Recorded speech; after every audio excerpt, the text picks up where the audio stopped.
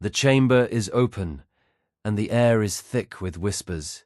Here's the question that changes everything. What if Harry Potter never went to Privet Drive? What if, on that freezing night in November 1981, Albus Dumbledore chose differently?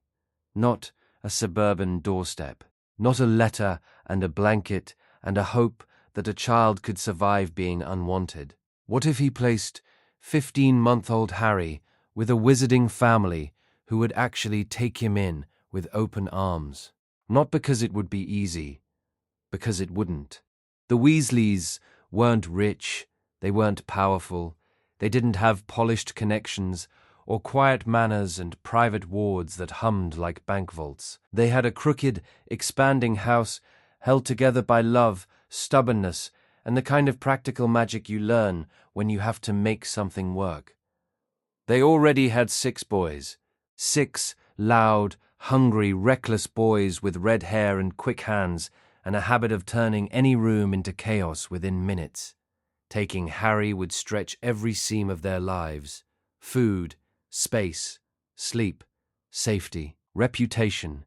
It would paint a target on a family that already stood out in a society that measured worth in gold and bloodlines.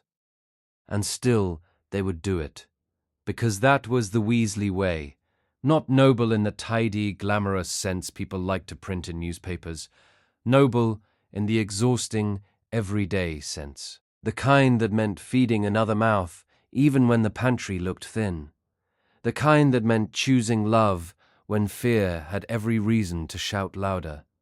This timeline isn't a smooth one. It doesn't erase danger. It doesn't make Voldemort less monstrous, or the wizarding world less judgmental, or the war less brutal when it returns. But it changes Harry, because childhood shapes you, love shapes you, belonging shapes you. Canon Harry arrived at Hogwarts desperate to be chosen by someone, anyone. Loyal because he was starving. Brave because he'd been taught, by neglect, by cruelty, by silence, that his life was disposable. He fought like someone with nothing to lose, because, in his mind, he didn't. This Harry is still brave. He's still Harry. That part is threaded into him like bone. But his bravery grows from a different root. He learns he's loved before he learns he's famous. He learns the feeling of being pulled into a messy kitchen hug. He learns the sound of laughter bouncing off crooked walls. He learns what it's like to be defended, scolded, forgiven, fed, and kissed on the forehead even after he's been a menace. He learns family before legend, and that changes every crisis that comes later, not because he's protected from them, but because he never faces them alone. So let's go back to the night it all begins. November 1st, 1981, the Burrow, Devon. Near midnight, Albus Dumbledore stood at the Weasley kitchen table with the quiet gravity of a man carrying a choice that would echo for decades. Arthur Weasley was on his feet, tense and pale, as if his whole body had turned into a question he didn't want answered. Molly Weasley sat stiffly at the table, hands pressed together so tightly her knuckles had gone white. Her eyes were already red. She'd been crying since the moment Dumbledore spoke Lily and James's names with the finality of grief. On the staircase, 6 boys hovered in a cluster of pajamas and bare feet and wide eyes, too young to understand everything, but old enough to know that something enormous had stepped into their house. Bill, 10, was the steadiest of them, standing like he thought he could anchor the others by sheer force of responsibility. Charlie gripped the banister hard. Percy's lips moved as though he was silently counting facts, trying to make order out of dread.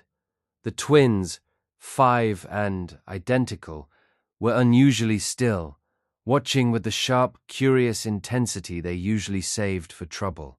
And baby Ron, barely more than a toddler, leaned into Bill's side with the sleepy, confused trust of someone who didn't yet know how quickly a life could change.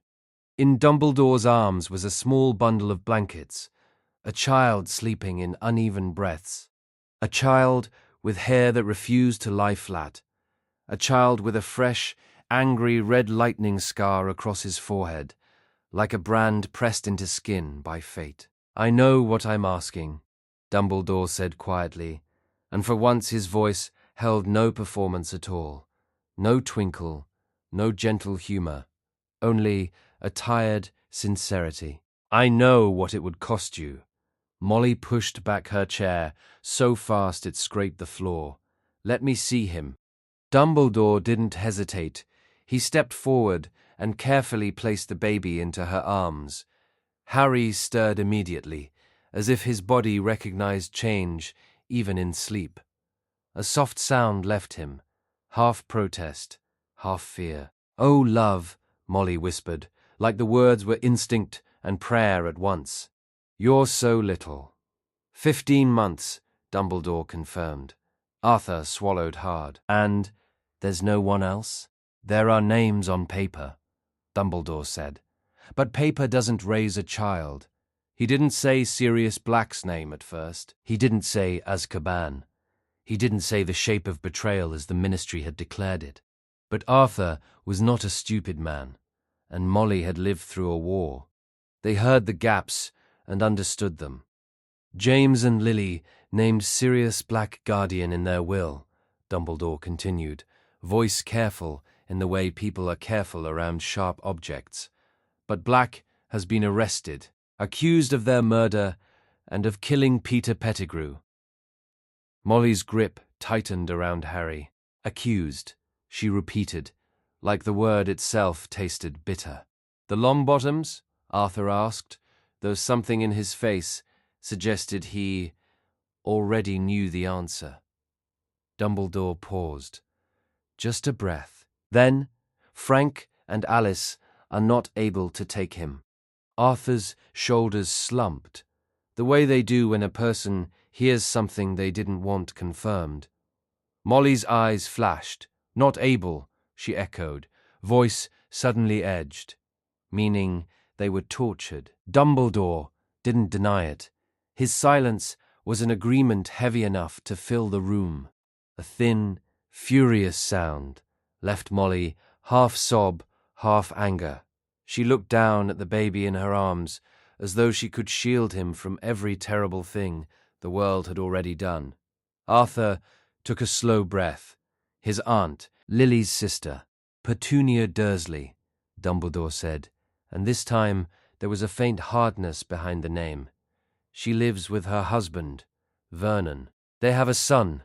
They'll take him," Arthur said, but it sounded like hope rather than certainty. "They will not," Dumbledore replied, calm and blunt.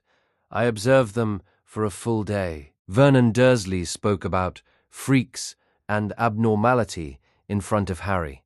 Petunia referred to Lily as "that dreadful girl," and showed no desire, none, to take responsibility for Lily's child.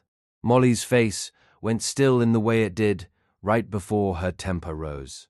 "So you were going to leave him there anyway?" Dumbledore met her gaze without flinching. "Blood protection is powerful magic," he said. "Lily's sacrifice can extend through her sister's blood. But protection purchased by turning a child into an unwanted burden." His voice dipped. "That is not protection. That is another kind of harm." Arthur stared at the baby, at the scar, at the small, helpless curve of Harry's cheek pressed into Molly's jumper. "So," he said, slowly, "you've come here." "Yes." The kitchen seemed to tighten around the word. "You want us," Arthur continued, "to raise Harry Potter." Dumbledore nodded. "I am asking if you would give him a home, not as a symbol, not as a headline, as a child." On the staircase, Bill shifted slightly, baby Ron heavy on his hip. His eyes were fixed on Harry with a seriousness far beyond 10. Molly rocked Harry gently, the motion automatic. "We don't have much," she said, and the words were honest, not self-pitying. 6 boys already. We're scraping by some months as it is. Hogwarts fees alone. Merlin. Albus. How would we possibly— Harry's parents left him provided for, Dumbledore said. I cannot access those funds on his behalf for you. It would not be right, but the ministry does have support for war orphans, and I can ensure the paperwork moves as it should. I can also— Arthur's voice sharpened. If we take him, it won't be for gold. Dumbledore's expression softened, just a fraction. I know. I'm not offering payment. I'm telling you your fear is practical, and practicality does not have to become the reason you say no. Molly looked down again. Harry's eyelashes fluttered. His mouth opened in a tiny, uncertain shape, as if he was searching for something he couldn't name. The scar on his forehead looked too harsh for a face that young. Molly had loved Lily Potter from the edges of war, order meetings, whispered plans, brief moments of laughter that mattered, because everything else was danger. Lily had been fierce in the way only young mothers could be fierce, fighting for a future she might never see, fighting anyway. Molly could not bring Lily back, but she could refuse to let Lily's child grow up cold. She inhaled, steadying herself. Then she spoke as if there had never truly been any other answer. We'll take him. Arthur turned to her, and for a moment his face held 100 thoughts. Fear, worry, pride, the weight of responsibility. Then he looked at Harry and exhaled. We will, Arthur agreed quietly. We'll take him. Dumbledore's shoulders eased, like he'd been carrying something too heavy and had finally set part of it down. Thank you, he said, and he meant it. Molly's eyes narrowed slightly. And the blood protection? It can be maintained, Dumbledore said. Not in the exact shape it would take with Petunia's home, but there are other ways. Guardianship matters. Intent matters. Wards can be layered. The Burrow already has protections. Older ones, stubborn ones. I will add to them. I will place a Fidelius charm on this location. Arthur, you will be secret keeper. Arthur blinked. The Fidelius. Here. Yes. And Voldemort's followers? Molly asked. Some are imprisoned, Dumbledore said. Some are free. Some will search for meaning in his fall, and some will search for revenge. If they can find Harry, they will try. Arthur's jaw set. Then we make sure they can't find him. Dumbledore studied him for a long moment, then nodded. There is another part of this, he said, and the air shifted again. If Harry lives here, he will still be Harry Potter. The press will come. The ministry will talk. People will have opinions you didn't ask for. They will say you're using him. They will say you're making a statement. They will drag your name into their arguments. Molly's face hardened in that unmistakable way that told every one of her sons they had pushed too far. Let them talk, she said. We're not doing it for them. We're doing it for him. On the stairs, Bill's voice drifted down, small but firm. Does he hesitated, cheeks pink. Does he have pajamas? The question broke the tension like a crack of sunlight through cloud. Molly stared, then huffed a laugh that threatened to turn into tears again. I don't think he does. Bill nodded as if this was a solvable problem, which for him it was. Ron's got spare ones. I'll get them. He disappeared upstairs with purpose. Charlie padded down a step, clutching a soft stuffed dragon that looked like it had already survived several battles. He held it out awkwardly. He might want this, he said. If he wakes up, and it's new. Percy appeared behind him with a thin children's book, the kind designed to teach letters and simple charms. He should have educational materials, Percy announced, as if this was the most important part of the situation. Fred and George, who had been quiet for far too long, suddenly produced 2 teddy bears, one green, one orange. and shoved them into view. "He needs to pick," one declared. "Which one's better?" the other insisted. Molly stared at her sons, at their earnestness, their strange little attempts to help, and something inside her chest loosened. "Fine," she said, voice thick. "Bring them. All of it. He can pick tomorrow." Dumbledore reached into his robes and drew out official papers, sealed and neat. "These will formalize guardianship," he said. "The ministry will process them immediately. I have already spoken to the minister. This solution will stand." Arthur took the quill. Signed. Molly signed one-handed, with Harry tucked safely against her, using a bit of wandless magic to steady the page because she wasn't putting him down. Dumbledore looked at the baby again, at the scar, at the soft rise and fall of his breathing. "One more thing," he said, quieter now. "Harry remembers nothing. He will not remember his parents. He will not remember tonight. The world knows his name, but he does not. How you tell him his story, when you tell him, that will shape him as much as any magic I can put around this house." Molly nodded slowly. "We'll tell him when he's ready," she said, "not before." Arthur's hand rested on her shoulder. "And until then," he added, "he's just Harry." Dumbledore's eyes softened behind his spectacles. "Yes," he said, "until then, he's just Harry." He stood, adjusting his robes. "I'll return tomorrow to set the wards properly. For tonight," he glanced toward the stairs, toward the children hovering, toward the table still cluttered with late-night tea and ordinary mess. "For tonight, do what you already know how to do." Molly's arms tightened around the child. "Care for him," she murmured. Dumbledore's mouth curved faintly. "Exactly." When he left, the house felt different. Not quieter. Nothing in the Burrow was ever truly quiet. But the air carried a new weight, like the whole place had shifted to make room for something sacred. Arthur sent the boys back to bed, one by one, though Bill kept glancing over his shoulder, as if afraid Harry might vanish if he stopped looking.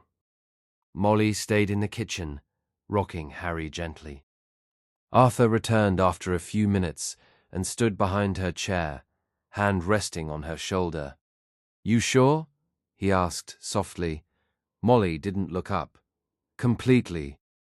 Arthur exhaled. "Then we'll do it properly." "We'll have to," Molly said. He won't be a guest." "No," Arthur agreed. "He'll be ours." Molly stood, careful, and carried Harry upstairs. Ron's nursery was small and warm, painted in soft colors, with a little mobile spinning overhead. The crib looked too empty now, too much like it had been waiting. Molly laid Harry down gently, tucking blankets around him the way she had tucked all her babies. His eyes opened, green, unfocused, searching. He made a small sound, confused, questioning, the tiniest edge of fear. Molly placed her hand on his chest, warm and steady. "Shh," she whispered. "You're safe now, love. You're home." Harry's eyelids fluttered, then closed again. His breathing evened. The lightning scar on his forehead caught the moonlight through the window, bright and sharp and impossible. In the doorway, Arthur watched his wife and the sleeping child and felt the truth settle into him like stone. They had just taken in the most famous child in their world. They had just made an enemy of anyone who wanted Harry for power, for revenge, for politics, for pride. They had also given an orphan what he needed most. Not fame, not gold, not even perfect safety, belonging. And that, Arthur knew, would change everything. Morning at the Burrow didn't arrive gently. It never did. The Burrow woke the way it lived, loud, busy, and slightly off balance, as if the house itself had opinions about how the day should begin. This morning, though, the chaos had an extra edge. There were strangers in the kitchen, Two ministry officials, in practical robes, stood near the back door, speaking in low voices while they unpacked small ward stones from a padded case. Their wands flicked with careful precision, marking points along the floor and window frames. A third person, an older witch with a clipboard and a face that had learned to look neutral at everything, kept glancing at Harry as if the sight of him made her forget what she was writing. Arthur stood near the sink, listening to Dumbledore explain things in that calm voice that somehow made every word sound like it carried a consequence. Molly, meanwhile, had Harry pressed against her shoulder, bouncing him gently as he cried in bright, confused bursts that didn't stop until she murmured the same promise again and again. "You're all right, love. You're safe. You're with us. It's okay." Harry didn't understand the words, but he understood her. He understood warmth. He understood the steady beat of a heart beneath fabric. He understood the way her hand supported his back, like she'd done it 1,000 times before. He clutched her jumper and cried anyway, because a child could be held and still be scared. Bill was already moving through the kitchen like a small adult, stepping around ministry robes and chair legs, fetching things before anyone asked. Percy hovered, too rigid and attentive, eyes wide, with a kind of nervous importance. Charlie tried to help in the only way Charlie knew how, by presenting a toy dragon again, lifting it into a little swoop, as if it could distract Harry from the fact that the world was unfamiliar. Harry glanced at it mid-cry, his face scrunched. He made a sound that was almost offended. Charlie looked wounded. "He doesn't like it." Fred and George appeared behind Charlie, equally fascinated and equally delighted by the idea that the famous baby could have preferences. "Maybe he prefers orange," one whispered. "Or maybe he prefers green," the other whispered back. Molly shot them a look that made both of them retreat half a step. "Not today," she said, with the weary authority of a mother who knew a disaster was always only minutes away. No experimenting, no tricks, no arguing over colors. Arthur cleared his throat softly and leaned toward her. "I'll take Ron," he offered, because baby Ron had begun to wail too, offended by the fact that Molly's attention was occupied. Molly shifted Ron into Arthur's arms without letting go of Harry. Arthur stood there for a moment, holding one baby with one arm and trying to soothe the other baby with words. "You're still important," he told Ron, as if Ron could understand. "You're still our youngest, well." Ron howled louder. Arthur sighed. "All right. You're still our Ron." And somehow Ron calmed a fraction at the sound of his own name. Dumbledore, watching this scene with a look that was half amusement and half something heavier, continued his explanation. "The Fidelius will be keyed to you," he said to Arthur. "Not to a place exactly, but to the truth of it. Anyone who knows the Burrow exists will find their memory sliding away from the details. They won't be able to locate it unless you personally share the secret with them." Arthur nodded slowly. "So even neighbors will continue to know you live somewhere near Ottery St. Catchpole," Dumbledore said. "But they will not be able to pinpoint how to reach this property. They will simply fail to arrive." "And Lily's protection?"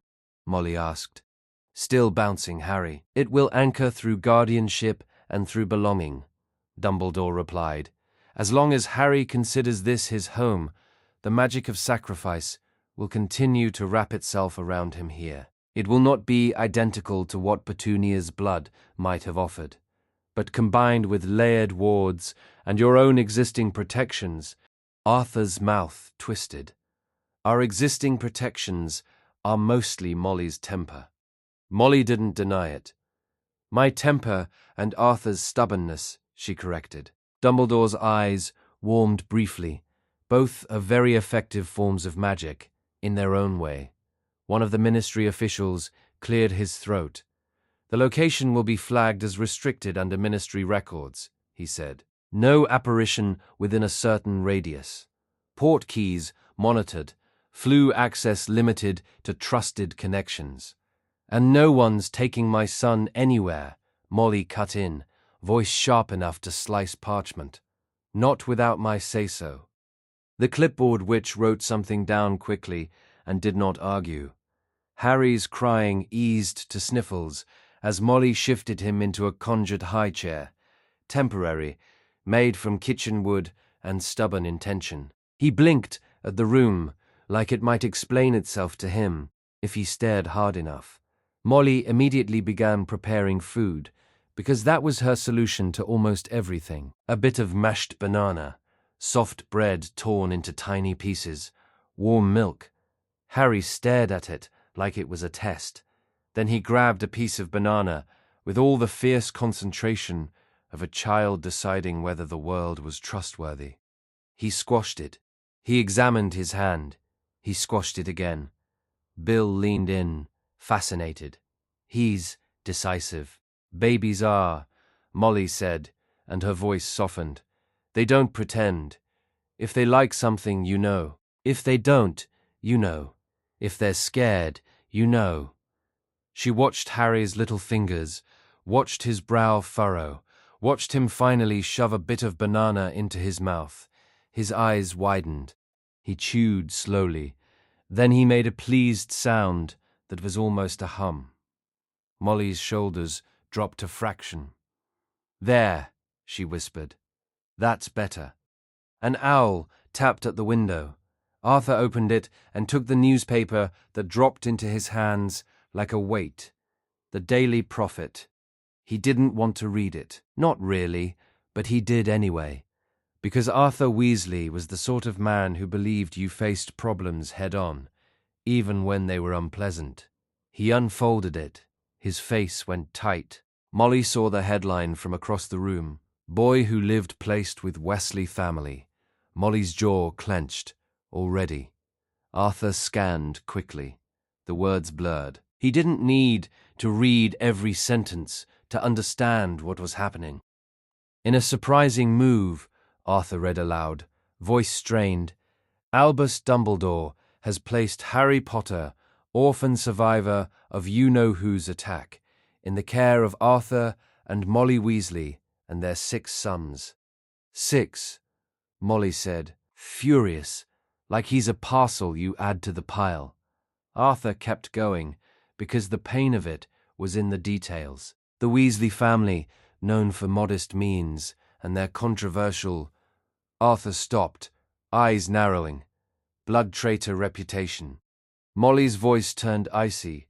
Oh, so doing the decent thing is controversial now. Dumbledore's expression had gone hard behind his spectacles. The press will twist anything into something useful to them, he said quietly. Useful for who? Percy asked, and he sounded too young to carry the sharpness he'd already learned. The ministry? Rich families? People who want a story? People who want to feel like they're better than someone else, Molly said, and she didn't bother softening it for the children. That's who. Arthur folded the paper, hands shaking slightly. They're making him a symbol, he said. He's a baby. He's not a debate. Dumbledore nodded once. Limit public exposure, he advised, for now. Molly's eyes flashed. So he lives indoors because grown adults can't behave? Better indoors than dead, Dumbledore said plainly, and that bluntness made the room go quieter. Molly stared at him, then looked at Harry's little face, still smeared faintly with banana. Her anger shifted. It didn't disappear. Molly Weasley did not do disappearing anger, but it turned into something more focused.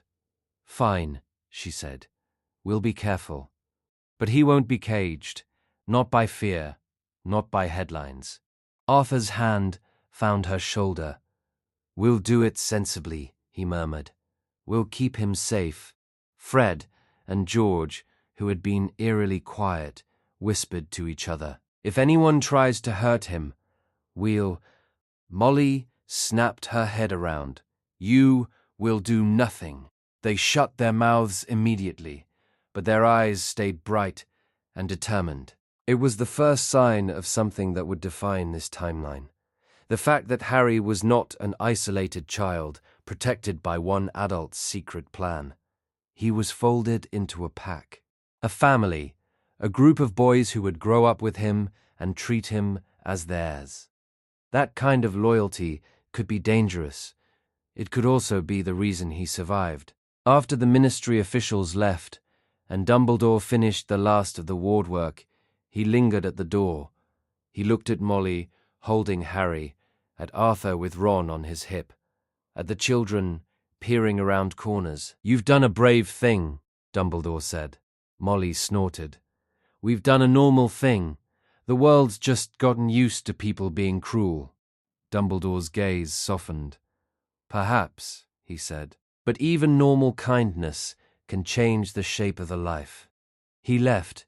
The house felt like it exhaled when he was gone, and then Molly Weasley turned to Arthur with the kind of expression that meant a new mission had formed in her mind. "We need supplies," she announced. Arthur blinked. "We just had wards placed, paperwork signed, newspapers delivered. None of that helps me when I realize we don't have enough nappies," Molly said briskly. "We need bottles, a proper high chair, toys that won't stab him, and Merlin, help me. We need to rearrange sleeping spaces." Arthur rubbed his forehead. "Dumbledore said to avoid." "This is Ottery St. Catchpole," Molly cut in. "Not Diagon Alley. I'm going to the village shop. I can't run a household on good intentions alone." Bill stepped forward immediately. "I'll come." "No," Molly said. "You stay and help your father with the house. Charlie, too. Percy, keep the twins from inventing a new kind of catastrophe." The twins looked offended. "We don't invent catastrophes," one said. "We improve existing ones," the other added. Molly gave them a look that promised consequences. "Percy," she repeated. Percy puffed up a little, glad to be given authority. "Yes, Mum." Molly bundled Harry into warm clothes, mostly Ron's old things that fit well enough, and left with him, tucked against her, hood up, scarf wrapped, the November air sharp on her cheeks. The village shop was quiet, ordinary, and blissfully unaware of scars and prophecies. The woman behind the counter smiled at Harry as if he was just another toddler. "What a lovely boy," she said. "Is he yours?" Molly looked down at him. Harry grabbed at her scarf, curious. "He is now," Molly said, and felt the truth of it settle into her bones. Back at the Burrow, she found Arthur and the older boys already working on the house. Magic made building faster, but Arthur insisted on doing things properly rather than conjuring fragile walls that might collapse the next time a boy slammed a door. He had sketches on the table, crude, practical plans drawn with the concentration of a man who understood that if he didn't plan, the Burrow would simply grow in whatever direction it pleased. "We'll extend the second floor," Arthur explained, tapping the paper. "Bill and Charlie are getting too old to share. Percy can have the next room. Twins together." Ron and Harry. Molly looked at the tiny children on the floor, Ron in a playpen, Harry on a blanket, both with the same age-awkward movements, both loud in different ways. "Ron and Harry will share," Arthur finished. Molly sighed. "That'll be an adjustment." It was more than an adjustment. It was the beginning of a bond that would shape the whole war. At first, Ron did not like it. Ron had been the baby. Ron had been the last. Ron had been the one Molly picked up fastest because he had been smallest. Now another baby existed in the house, another baby who cried, another baby who needed, another baby who received attention. The first time Harry cried, and Molly moved immediately. Ron's face crumpled with betrayal, and he let out a howl so powerful it seemed to shake the staircase. Molly picked Ron up with her free arm and held both babies at once, one on each hip. "Oh, Ron," she murmured. "You're still my baby. You're still loved. Harry he lost his mum and dad. He needs extra love right now." Ron didn't understand the words, but he understood that Molly's voice was pleading. He understood that something had changed, and he didn't like it. Harry, meanwhile, blinked at Ron, and then, because Harry was 15 months old and had no sense of boundaries, grabbed a handful of Ron's red hair. Ron shrieked. Harry smiled, delighted by the sound. Molly pried tiny fingers free. "Gentle," she instructed, the way she'd instructed every one of her sons. "Gentle with family." Family. The word mattered even then, even before Ron could fully speak it. By the end of that first week, the house began to settle into a new pattern. Harry followed Ron around like a shadow. Ron tried to shake him off. Harry persisted. And somewhere in that push and pull, something formed. Something that wasn't blood, but was still real. The nursery became 2 cribs, side by side. Molly sat between them in a rocking chair at night, exhausted, humming old songs under her breath. Harry would stare at the mobile with solemn focus until the tune eased him into sleep. Ron would fall asleep quickly, then wake at odd hours and demand Molly's attention just to confirm she still belonged to him. Arthur would step into the doorway sometimes and watch the scene with a mix of awe and worry. They had chosen this. They had chosen to raise the most famous child alive. But in moments like this, 2 babies sleeping, Molly's hand moving gently from one crib to the other, the burrow humming softly under layers of fresh wards, Harry didn't look like a symbol. He looked like a child who had finally stopped crying. And that felt like the first victory. The first year passed in a blur of small, daily victories. Harry learned to walk with Bill, holding his hands, guiding him across the kitchen floor as if teaching him to stand was a sacred responsibility. Bill had always been steady, even at 10, and he seemed to take the idea of new brother as a task he intended to do well. Charlie taught Harry about creatures the moment Harry could speak enough to ask questions. He showed him how to approach gnomes without startling them. He brought feathers and odd little bones from the garden and explained what they might have belonged to. Percy taught structure. Because Percy's love language was rules, he would read to Harry with careful patience, correct his pronunciation, and look secretly pleased when Harry listened. Fred and George taught mischief, and they did it like a science. The key, Fred told Harry solemnly when Harry was 5, is to look innocent. George demonstrated, wearing an angelic expression that would have convinced a stranger he had never done anything wrong in his entire life. Harry, who adored his brothers with fierce devotion, learned quickly. By 5, he could look Molly directly in the eye and say, with complete sincerity, "No, Mum," while standing behind his back, with fingers crossed, like the twins had taught him. Molly learned his tells anyway, because mothers always did.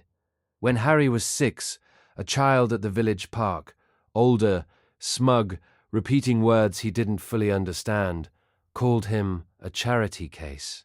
Harry didn't know what it meant, but he knew the tone. He came home quiet. Arthur found him later, sitting on the back step, staring at the garden. "What's wrong, son?" Arthur asked gently. Harry hesitated. "Why do people say things like that?" he asked. Like I'm a thing. Like I'm an extra." Arthur sat beside him. He didn't rush to fill the silence. Arthur was a man who believed in listening.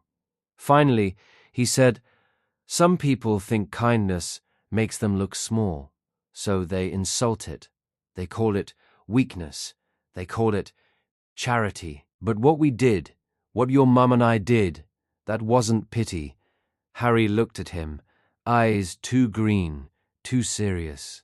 We took you because you needed a family, Arthur said, and because Lily, your birth mum, was our friend. She fought for what was right. She loved you so much, she died making sure you lived. We couldn't let her son grow up believing he was unwanted. Harry's throat tightened around a feeling he didn't have words for yet. Do I have to call them my real parents? He asked quietly. Because you and Mum are my real parents. Arthur's eyes softened. He pulled Harry into his side, firm and warm. You don't have to choose, Arthur said. Lily and James gave you life. Your mum and I are raising you. Both are true, both matter, and you're ours, no matter what anyone says.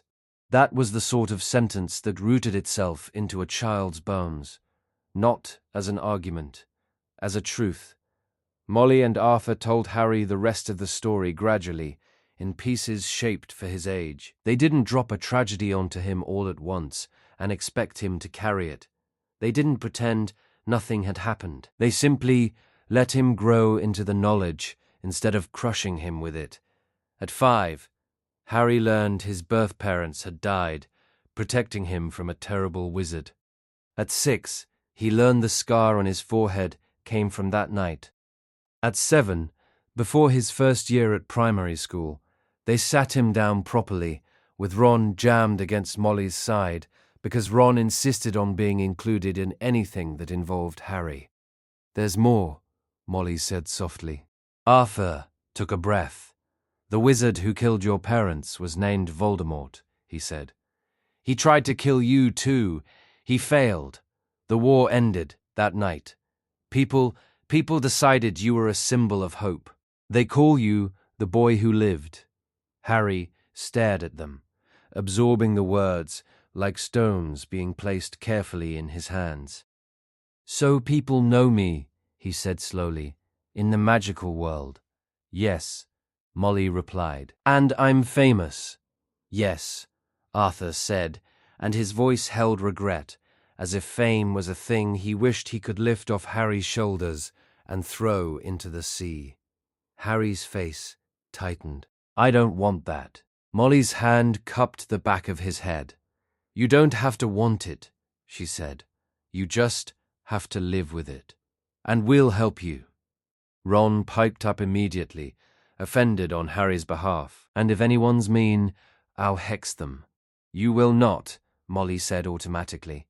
Ron scowled. But we use words, Molly said firmly. And we use sense. And we use each other. Harry glanced at Ron. Ron's face was stubborn, loyal, already ready to fight for him like it was the simplest thing in the world. Harry felt something in his chest loosen. It didn't erase the fear, but it made it bearable.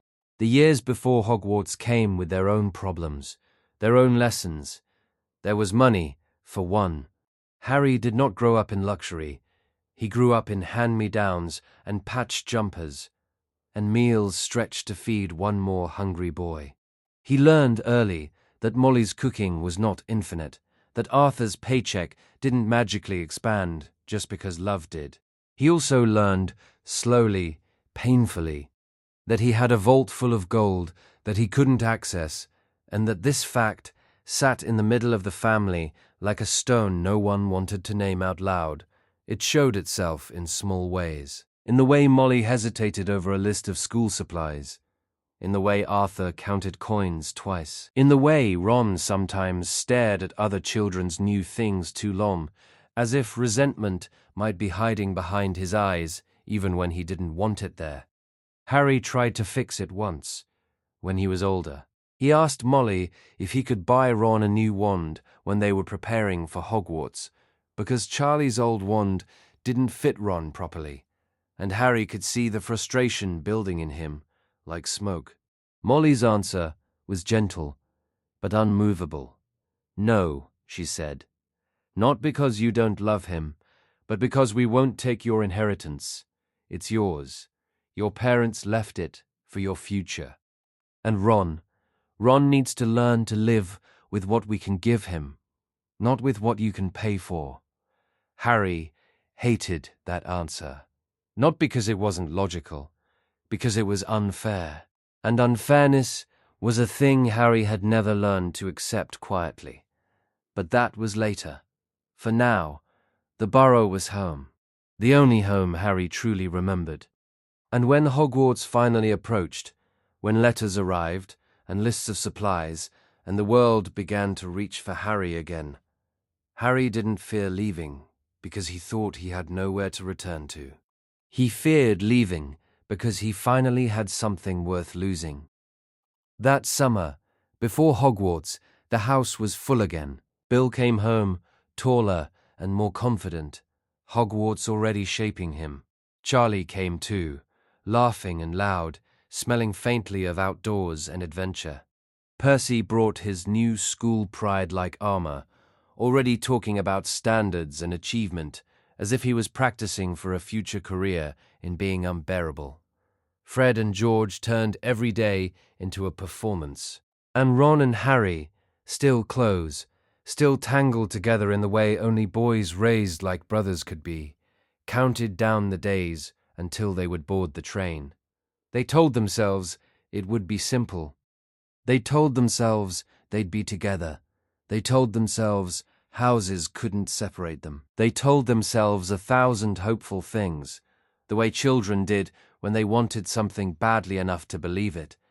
But beneath that excitement was a tension they didn't fully name yet. Because Hogwarts wasn't just a school, it was the place where the wizarding world would finally meet Harry Potter, up close. Not the baby, not the rumor, not the symbol, the boy. And the wizarding world had a habit of taking boys and turning them into stories that didn't belong to them. The summer before Hogwarts should have felt like a victory lap. In a different life it might have been. 11 years old, letter in hand, a clean line from childhood to the beginning of something bigger, a straight path, a bright one. But nothing about Harry's life was straight, and nothing about him was cleanly separated from the world that insisted on claiming him. At the Burrow, the weeks before term began arrived under the usual layers of family chaos. Molly's lists, Arthur's calculations, Fred and George's constant attempts to turn every responsibility into a prank, Percy's loud insistence that everyone should be taking this seriously, and Ron and Harry bouncing between excitement and fear so quickly neither of them could settle in one feeling for more than a minute. Harry slept in the same room as Ron. He always had, 2 beds, close together, the way Molly had arranged them when they were old enough not to need cribs. The room was small, but it held everything that mattered. A window that looked out over crooked fields, the smell of old books and slightly burnt toast drifting up from the kitchen, and the sense that no matter how strange the outside world became, this place would still be waiting for him. He kept thinking about Hogwarts as if it were a doorway he'd been leaning toward his whole life. Ron thought about it like a prize, not because Ron was greedy, not because he didn't love his family, but because Ron had grown up watching his older brothers leave, return, leave again, each one coming back with stories, with confidence, with that invisible something Hogwarts gave you. Ron had been the baby for years. Then suddenly, not even the baby. Then Harry had arrived, and Ron had learned that love could stretch, but attention didn't always feel like it did. Hogwarts, in Ron's mind, meant finally becoming someone who wasn't just the youngest. It meant finally having a space that belonged to him. Harry understood that, even if Ron never said it out loud. The letters arrived on the same day, 2 thick envelopes sealed in green wax, addressed in identical ink. Mr. H. Potter, The Burrow, Ottery St. Catchpole. Mr. R. Weasley, The Burrow, Ottery St. Catchpole. Molly held them like they were fragile. Arthur's eyes went bright and proud, in a way that always made Harry's chest ache with gratitude. Percy immediately began reciting advice as if he'd been asked. "You'll want to start reading ahead," Percy announced. First-year work isn't hard if you apply yourself properly. But if you waste time, Fred and George leaned over from behind him. If you waste time, one repeated solemnly. You become Percy, the other finished, and both of them dissolved into laughter as Percy went scarlet. Molly swatted at them without real force. Enough, she said. Let them open their letters. Harry's fingers shook slightly as he broke the seal. Not because he was scared of school. He wasn't. He'd been waiting for this. But the parchment felt like proof. Proof that the world was going to see him. Proof that things were about to change. Ron read his list aloud, eyes widening at the length of it, and then he and Harry stared at each other with matching expressions of excitement collapsing into immediate concern. That's a lot, Ron said finally. It's fine, Harry said automatically, because it's fine was what you said in the Burrow when something was very much not fine, but you were going to do it anyway. Arthur sat down later that evening with a paper and a quill and the careful focus of a man preparing for battle. Molly stood behind him, arms crossed, watching him add and subtract. Bill was home for the summer and leaned on the doorway with a look that said he'd like to help but didn't want to make it worse by being too obvious about it. Charlie hovered near the table too, restless and guilty in the way older brothers got when they remembered what it felt like to be 11 and desperate for new things. Percy watched the numbers like he might be able to intimidate them into being smaller. Fred and George wandered in and out, pretending not to care while caring deeply. Ron and Harry sat on the stairs together, listening. Arthur exhaled slowly. We can do it, he said. Second hand where we can. New where we must. Molly's jaw tightened. Wands, she said immediately. No hand-me-down wands, unless there's no choice. Arthur's eyes flicked toward Ron and Harry, softening. 2 boys. Same year, he murmured. Merlin, help us. Ron looked down at his knees. Harry felt a familiar twist in his stomach. Part love, part guilt, part helplessness. Because Harry knew something Ron didn't fully say. Harry knew there was gold sitting in a vault with his name on it. Harry also knew he wasn't allowed to touch it freely. Not yet. The ministry controlled access until he came of age. Molly and Arthur had legal guardianship, but they'd refused to treat Harry's inheritance like family income. It was Harry's future. It belonged to Lily and James. It was not a pot of money to patch holes in the Burrow's roof. Harry had tried to argue once, quietly, when he was 10, and had overheard Molly debating whether she could put off replacing a cracked cauldron another year. Arthur had crouched in front of him and said very gently, "We don't take from you what your parents left you." Harry had snapped back, "But you took me." Arthur had looked pained. "We took you because you're our son," he'd replied. "Not because of what you might have one day. That's exactly why we can't start behaving like your gold is ours. I won't let anyone say we did." Harry had hated that logic, even while understanding it. Now, with Hogwarts looming, that old frustration returned sharper. 2 sets of supplies, 2 sets of robes, 2 sets of books, 2 wands, 2 boys who loved each other, 2 boys who were about to learn that loving someone didn't erase inequality. Molly announced they'd be going to Diagon Alley early in the morning, hoping to avoid crowds. "We'll go before lunch," she said briskly. "Get everything done quickly. No lingering, no wandering off." Fred and George immediately tried to volunteer. "We can help carry. We can help choose. You can help by staying here," Molly snapped, and their faces fell in exaggerated despair. Bill offered instead. "I'll come," he said, steady and calm. "To help." Molly hesitated, then nodded. "Fine. Bill and Percy, you come. Charlie stays with the twins. Arthur." Arthur grimaced. "Work." "I know."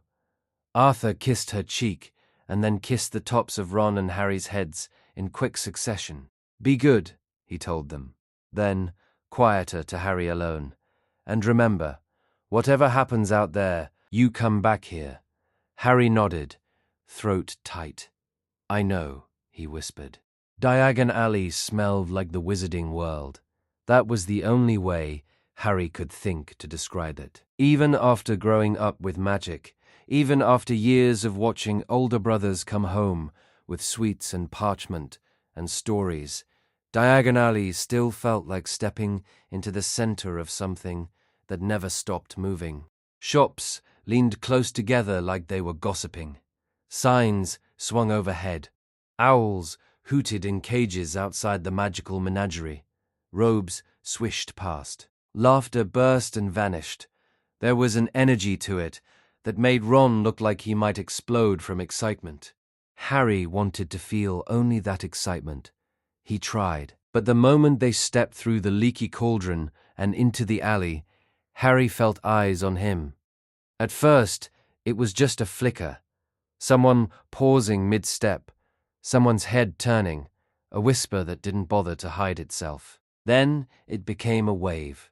"That's him. That's Harry Potter. Is that? Look at his scar. And those are the Weasleys, raised by them, can you imagine? Blood traitors." Harry's shoulders tightened. Ron's hand shot out, grabbing Harry's wrist with automatic possessiveness. "Don't look at them," Ron muttered, jaw clenched. "Just keep walking." Molly's posture changed too. She straightened, chin lifting, as if she could physically block the world's judgment from touching her sons. Bill walked slightly behind them, scanning the crowd like a quiet guard. Percy looked furious in a way that made his ears go red. "Keep close," Molly said, voice controlled. "Ron, Harry, right beside me." They reached Gringotts as quickly as possible. Harry had been to the bank once before, briefly escorted, rushed through. This time, stepping into the marble hall with its echoing space and tall, severe goblins, he felt the weight of it more sharply. Money, Harry had learned, was its own kind of magic in the wizarding world. It opened doors. It brought influence. It softened consequences. And Harry had it, more than the Weasleys would ever have, without having done a single thing to earn it. A goblin at the desk glanced at Molly, at Percy's stiff shoulders, at Ron's cheap robes, and then looked at Harry. His eyes narrowed slightly. "Mr. Harry Potter," he said, voice clipped and certain. Harry flinched at the sound of his name spoken like that, like a title. "We need to withdraw for school supplies," Molly said firmly. "Of course," the goblin replied. Then his gaze sharpened again. "Protocol requires the Potter Vault to be accessed under goblin supervision." Molly's mouth tightened. "We're not here for sightseeing." The goblin's expression didn't change. "It is not sightseeing, Madam Weasley. It is procedure." Ron shifted closer to Harry, as if his body could shield him from the bank's judgment. Bill leaned in slightly. "Let's just do it," he murmured to Molly. "Get it over with." Molly exhaled sharply, then nodded once. "Fine." The goblin led them through the bank and down. Deeper, colder, faster. The cart rattled along rails, and Harry gripped the side harder than he needed to, because the motion felt like being dragged toward a truth he didn't want to see. Ron's face was pale. Percy looked tense, like he was about to complain about safety regulations. Bill stayed calm, but Harry noticed the way Bill watched the goblin's wand hand. Vault 687. The door swung open. And suddenly Harry understood why the wizarding world talked about the Potters the way it did. Gold. Not just a stack, not just a pile, but a room full of it. Mounds of galleons like small suns, towers of sickles, glittering canuts spilling into corners, and objects tucked into shelves that looked old enough to have stories of their own. Harry stared.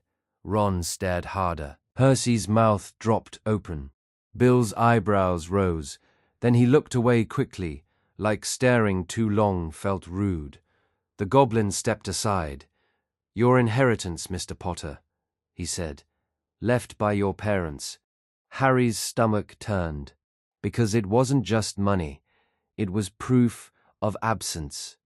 It was everything Lily and James had built, and everything they would never get to spend on their son. His eyes caught on something perched carefully on a smaller shelf near the back. An envelope, worn at the edges, addressed to him in neat handwriting. Lily's handwriting. Molly had shown him letters once. Carefully, old notes Lily had sent to a friend during the war. Harry recognized the shape of her words, even without reading them. He didn't move toward it. He couldn't. "This is all yours," the goblin said again, impatient now. Harry swallowed. "I don't want it," he said, voice small. Ron's head snapped toward him. Percy looked scandalized. Bill looked sad. The goblin's expression remained unimpressed. "Want is irrelevant. It is yours." Harry forced himself to breathe.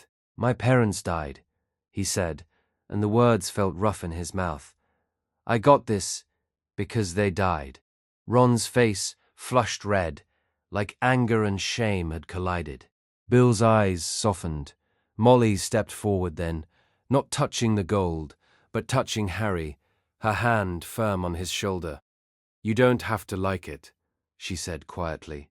"You don't have to feel grateful, but it's not your fault." Harry looked at the piles again and felt like he was drowning. "How much do we need?" Molly asked, voice clipped, businesslike now because she knew that lingering here would only make this worse. They withdrew a small pouch, enough for school supplies, and then some. Harry hated how small the pouch looked compared to what remained. He hated that the gold didn't feel like security. It felt like a wall between him and his family. When the vault door closed again, Ron stayed silent the entire ride back up. So did Harry. In the marble hall, as they stepped away from Gringotts, Ron finally let out a breath that sounded like it had been trapped in his chest the whole time. "That's," Ron began. Harry looked at him, bracing. Ron's voice came out strained. "That's a lot of gold." Harry nodded. "Yeah." Ron swallowed. His ears were bright red. "We live in a house held together by charms and hope," he said, trying to sound like he was joking but failing. "And you've got that." Harry's throat tightened. "I didn't ask for it." "I know," Ron said quickly. "I know you didn't. I'm not—" He cut himself off, struggling. "I'm not mad. It's just weird." Harry wanted to fix it immediately. That was his instinct. Fix the discomfort. Fix the imbalance. Fix the thing that made Ron's voice sound wrong. "So I can use it," Harry blurted. "I can buy." Molly's head snapped around, sharp as a whip. "No," she said, and the single word landed like a door closing. Harry's face burned. "I wasn't. You were," Molly said, not unkindly, but firm. "And I know it's coming from love, but we are not doing this in the street. Not here." Bill placed a hand lightly on Harry's shoulder. "Later," he murmured. "Just later." They moved on to the shops, but the damage was already there, quiet and invisible. It didn't ruin the day. Not completely. They bought robes, second-hand where possible, with Molly inspecting scenes like a general preparing troops. They bought books, heavy and expensive. They bought cauldrons and scales and vials. Harry tried to match Ron whenever he could. When Ron picked a worn copy, Harry picked the worn copy too. When Ron accepted a robe with faded lining, Harry accepted the same. Not because Harry wanted less, because Harry wanted them to be equal. But equality couldn't be bought through imitation. It just made the difference more obvious. Ollivander's was the worst of it. Not because the shop was unpleasant. The shop felt like history, like dust holding its breath. But because the wand chose the wizard, and that meant Ron and Harry couldn't match their way through this part. Ron stepped forward first, shoulders squared, determination written all over him. Ollivander inspected him, took measurements, muttered. Ron held Charlie's old wand in his hand, and Harry could see the way Ron's grip tightened around it, like he was trying to force it to belong to him, through sheer will. Ollivander clicked his tongue. "Not ideal," he murmured. Ron's face tightened. "It's fine," Ron said quickly. Ollivander didn't respond. He simply tested. Sparks, weak ones, a wobble of magic that didn't settle. Ron's jaw clenched. Then Harry stepped forward. Ollivander's pale eyes widened slightly. "Ah," he said softly. "Yes, of course, Mr. Potter." The name again, the weight again. The wand that chose Harry did so with frightening certainty. Holly, 11 inches. Phoenix feather. It responded like it had been waiting. When Harry held it, warmth ran up his arm. Clean and alive.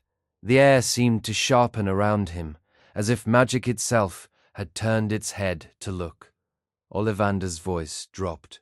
"Curious," he murmured. "Very curious." Harry swallowed. "What's curious?" Ollivander's eyes flicked toward Harry's scar. "The wand chooses," he said, not answering directly. "And yours has chosen you for a reason." Ron stood beside Harry, holding his own wand like it was suddenly too heavy. Harry tried not to look at Ron's face. He failed. Ron wasn't angry, not yet. He just looked small, and that hurt more than anger would have. Outside the shop, Molly tried to brighten the moment.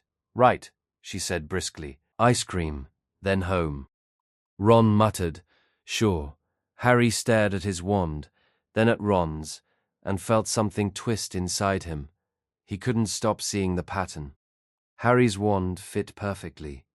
Ron's didn't. Harry had gold he couldn't freely touch, but that still existed like a shadow over everything. Ron had none. Harry was famous. Ron wasn't. Harry was loved, fully at home, but the wider world insisted on treating him differently. And Ron, even at 11, could feel what that difference meant.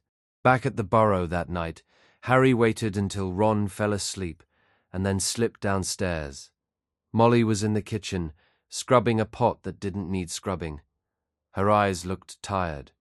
Harry lingered in the doorway. Molly didn't turn around. "Come in, love." Harry stepped closer. Can I ask something?" Molly finally faced him.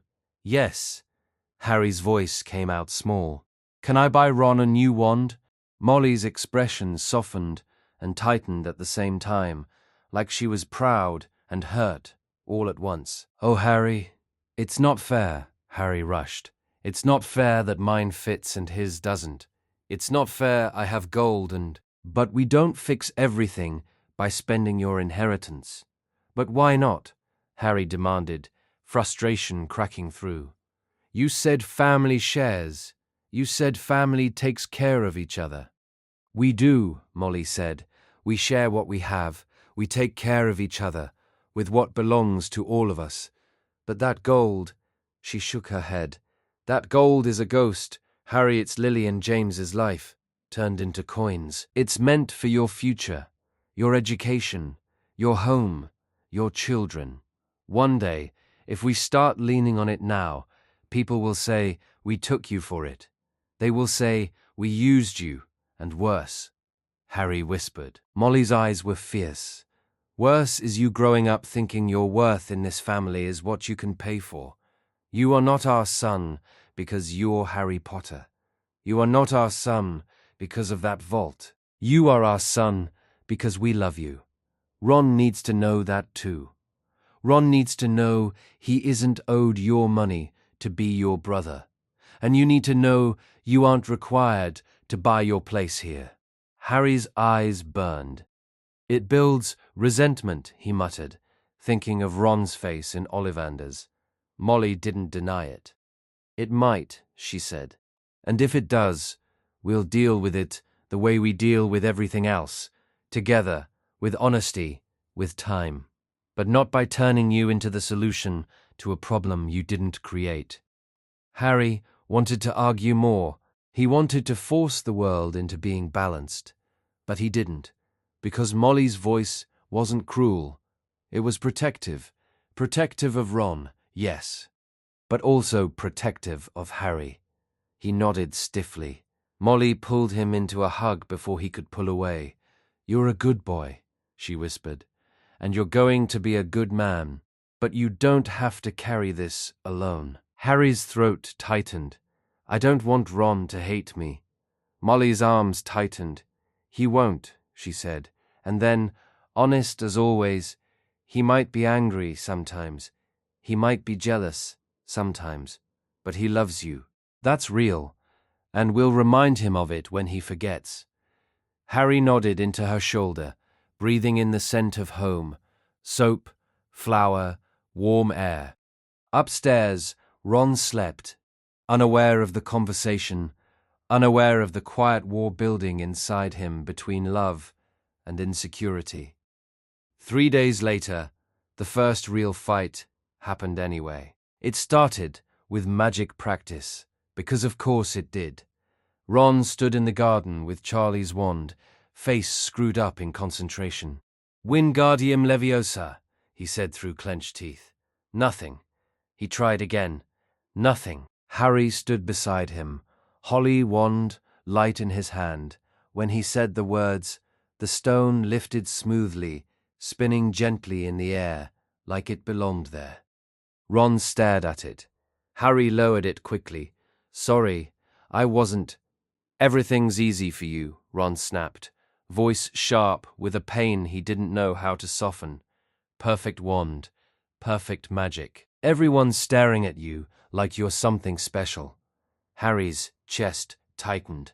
"I didn't ask for any of it." Ron's laugh was short and bitter. "No, you just get it." Harry's frustration flared. "You think I want people whispering. You think I like being stared at. I'd trade it. For what?" Ron shot back. "To be normal? You mean to be poor." Harry's face burned. "That's not what I meant." "Yes, it is," Ron said, voice rising. "You've got more gold than I'll ever see. Even my wand isn't mine. It's Charlie's, and you walk around like none of it matters because you want to pretend we're the same." "We are the same," Harry said desperately. "We're brothers." Ron's eyes flashed. Then the words came out. Too harsh, too cutting, the kind of words that only come out when someone is terrified their feelings are true. "We're not really brothers," Ron said. "Not really. You're Harry Potter. And I'm just Ron Weasley." For a second, the world went quiet for Harry. Not outside, inside, like something had been struck. Ron stormed away. Harry stood in the garden, staring at the stone, still sitting on the grass where it had dropped, and felt the old fear creep in. The fear that maybe the world was right.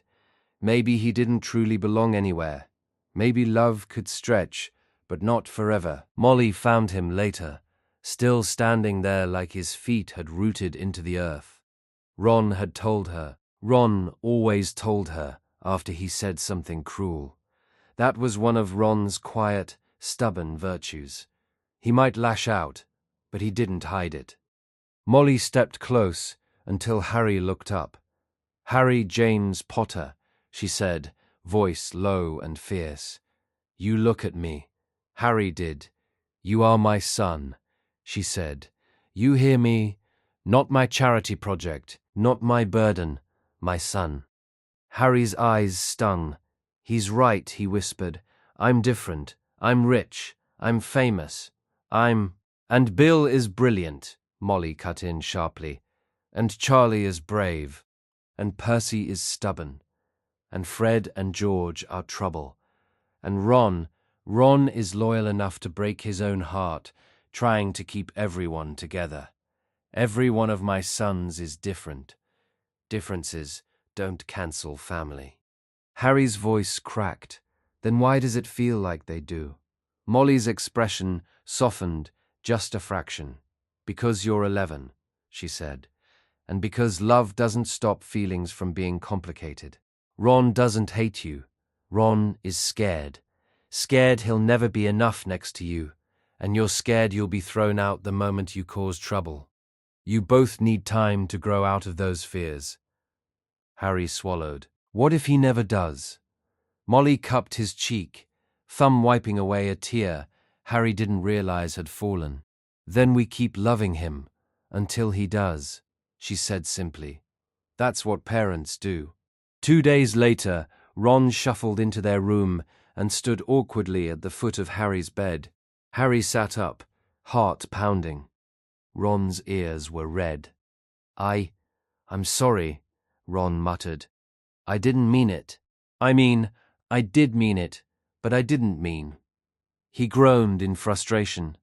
"I'm sorry," Harry swallowed. "I'm sorry, too," he said quietly. "I don't know how to fix it." Ron's face twisted, honest and miserable. "I don't want you to leave," he admitted. "I don't want you to remember you're Harry Potter and decide you don't need us." Harry stared at him, stunned. Then he said the truest thing he knew. "I don't want to leave," he whispered. "I want you. I want Mum and Dad. I want the Burrow. I want us." Ron's shoulders sagged with relief so intense it looked like exhaustion. They didn't solve the problem. The gold still existed. The fame still existed. The imbalance still existed. But they remembered something more important. They loved each other, and love, even when it didn't erase inequality, could still be the reason you chose each other again. September 1st came anyway. King's Cross was crowded and strange, full of muggles rushing past, without noticing the invisible doorway to a different world. Molly herded her children with the same fierce focus she used when she was managing dinner for 9 people. Percy lectured. The twins teased. Bill and Charlie came to see them off, both of them acting casual in the way older brothers did when they were secretly emotional. Molly hugged Ron and Harry last, pulling them in so tight Harry could barely breathe. "Look after each other," she said.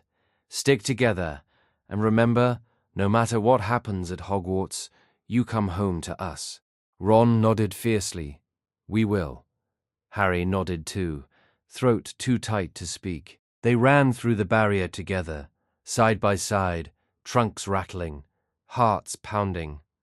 And for the first time in their lives, they were leaving the Burrow without an army of brothers around them. It should have felt like freedom. It felt like stepping into weather. On the train, they found an empty compartment, shoved their trunks into the corners, and sat facing each other with matching expressions of disbelief. "We're really doing it," Ron whispered. Harry let out a breath. Yeah. They met Hermione Granger, who bulldozed into their compartment with a book in her hands and certainty in her eyes. They met Neville Longbottom, sweaty and worried and desperate for his lost toad. They met Draco Malfoy, who smiled at Harry like he believed Harry belonged with him by default. "You'll want to be careful who you're friends with," Draco drawled, eyes flicking toward Ron's robes with open contempt. "Some people are better left behind." Harry's stomach tightened. Ron's grip on Harry's sleeve tightened too, wordless and pleading. Harry looked Draco straight in the face. "I'm not leaving anyone behind," Harry said coldly. "Especially not my brother." Draco's smile faltered. "Brother," he repeated, sneer sharpening. "Weasley?" Ron's ears went red, but he didn't let go of Harry. Harry's voice didn't shake. "Yeah," he said.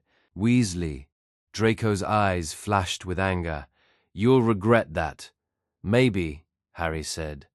"But I won't regret choosing the right people." Draco left in a huff. Hermione stared at them like they'd just committed a crime. "You do realize he's a Malfoy," she said, scandalized. "That family is influential." Ron snorted. "Good." Harry leaned back against the seat, heart pounding, and realized something quietly important. In this life, he didn't choose Ron at Hogwarts. He'd chosen Ron his whole childhood, and he was going to keep choosing him, even when it was hard. The castle appeared over the lake like a promise carved in stone, lit from inside, vast and impossible. First years crossed the water in boats, the black surface reflecting the lights like stars fallen into the world. Harry stared at Hogwarts and felt wonder hit him so hard it almost hurt. This was where everything began, not as the boy who lived, not as the Potter heir, as Harry, loved, claimed, stubbornly held by a family that had already decided he belonged. And as he stepped onto the shore beside Ron, cold night air on his face and the castle towering above, he didn't feel like an orphan walking into a world that might accept him. He felt like a Weasley walking into a world that would have to get used to the fact that he wasn't alone. As for Monkshood and Wolfsbane, Snape continued, still writing without looking at anyone, they are the same plant. It is also known as aconite. He paused, quill hovering, then turned with slow precision, as if he wanted the entire room to feel the weight of his attention. "Well," he said softly, "why isn't this being copied down?" Quills scratched parchment immediately. Harry's fingers moved too, but his face burned so hot he could barely see the words. It wasn't only the questions, it was the deliberate choice Snape was making, to single him out, to embarrass him in front of everyone, to remind the class that Harry Potter's name was a target whether he wanted it or not. Hermione shot him a sympathetic look that didn't quite land because Hermione's sympathy always came with an edge of, "You could have prevented this by reading." Ron's jaw was clenched so hard Harry thought it might crack. Snape swept down the aisle between benches, robes whispering against the stone, stopping at Neville's cauldron with a look of disgust. "Weasley," Snape said abruptly, eyes flicking toward Ron, "explain to me why Longbottom's cauldron is simmering too high." Ron blinked. What?" "Surely," Snape said, voice silk over steel, "someone raised in a wizarding home has at least seen a potion brewed." Ron's ears went red. "We don't brew, not like this," he snapped before he could stop himself. Snape's lip curled. "Of course not. Your family has never been known for excellence." Harry felt that like a slap. Not at Ron. At all of them. He opened his mouth. Snape's eyes snapped to him instantly, as if he'd been waiting for it. "Do not," Snape said quietly, "interfere, Potter." Harry closed his mouth. His hands shook around his quill. The lesson went downhill from there. Neville's cauldron boiled over, and the moment it happened, Snape moved like a predator, finding an excuse. "Idiot boy," Snape hissed. "I told you to remove from heat before adding the quills." Neville's face went white. The potion spat. Steam rose. Neville yelped as hot liquid splashed his arms, and within seconds, angry boils erupted across his skin. Hermione was already moving, grabbing Neville, trying to guide him away. Ron looked like he wanted to hex Snape on the spot. Harry's instincts surged. Protect. Help. Fix. Snape's head snapped up again, and for a moment Harry saw something almost satisfied in his eyes, like he'd been waiting for chaos. "Potter," Snape said coldly, "since you're so eager to be noticed, perhaps you would like to explain why you didn't stop Longbottom from making this mistake." Harry stared at him, stunned. I didn't. 2 points from Gryffindor," Snape said, voice flat, "for your failure to assist a classmate." "That's not fair," Ron burst out. Snape turned slowly to Ron, eyes narrowing. "One more point from Gryffindor," he said, "for talking back. Detention if you speak again." Ron looked like he might explode. Harry grabbed his sleeve under the table, a desperate warning. Not because Ron wasn't right, because Snape wanted them to react. He wanted Ron to give him a reason. Ron's chest rose and fell sharply. He shut his mouth by sheer force. Harry copied down the rest of the board, with his face still burning and a cold, sinking realization in his stomach. Snape hated him. Not in a vague, teacher-dislikes-student way, in a personal way. And Harry had no idea why. The next few weeks were a mix of wonder and pressure. Transfiguration and charms felt like proof that Harry could be good at Hogwarts without being famous. He earned praise the normal way, by doing the work. Hermione was brilliant and annoying about it. Ron was capable and stubborn, and got furious when something didn't work. Neville tried so hard, Harry's chest ached for him. Defense against the dark arts was, unfortunately, taught by Professor Quirrell, who seemed to shake if anyone looked at him too directly. Quirrell smelled faintly of garlic and nerves. He spoke in a stutter that made it difficult to focus on the content of his lessons, which mostly involved describing dark creatures rather than actually teaching defense. Herbology with Professor Sprout was muddy and alive, full of plants that snapped and squealed when you touched the wrong part of them. Harry loved it more than he expected. It was practical, real, like the garden at home, only louder. And then there was the constant attention. It never fully stopped.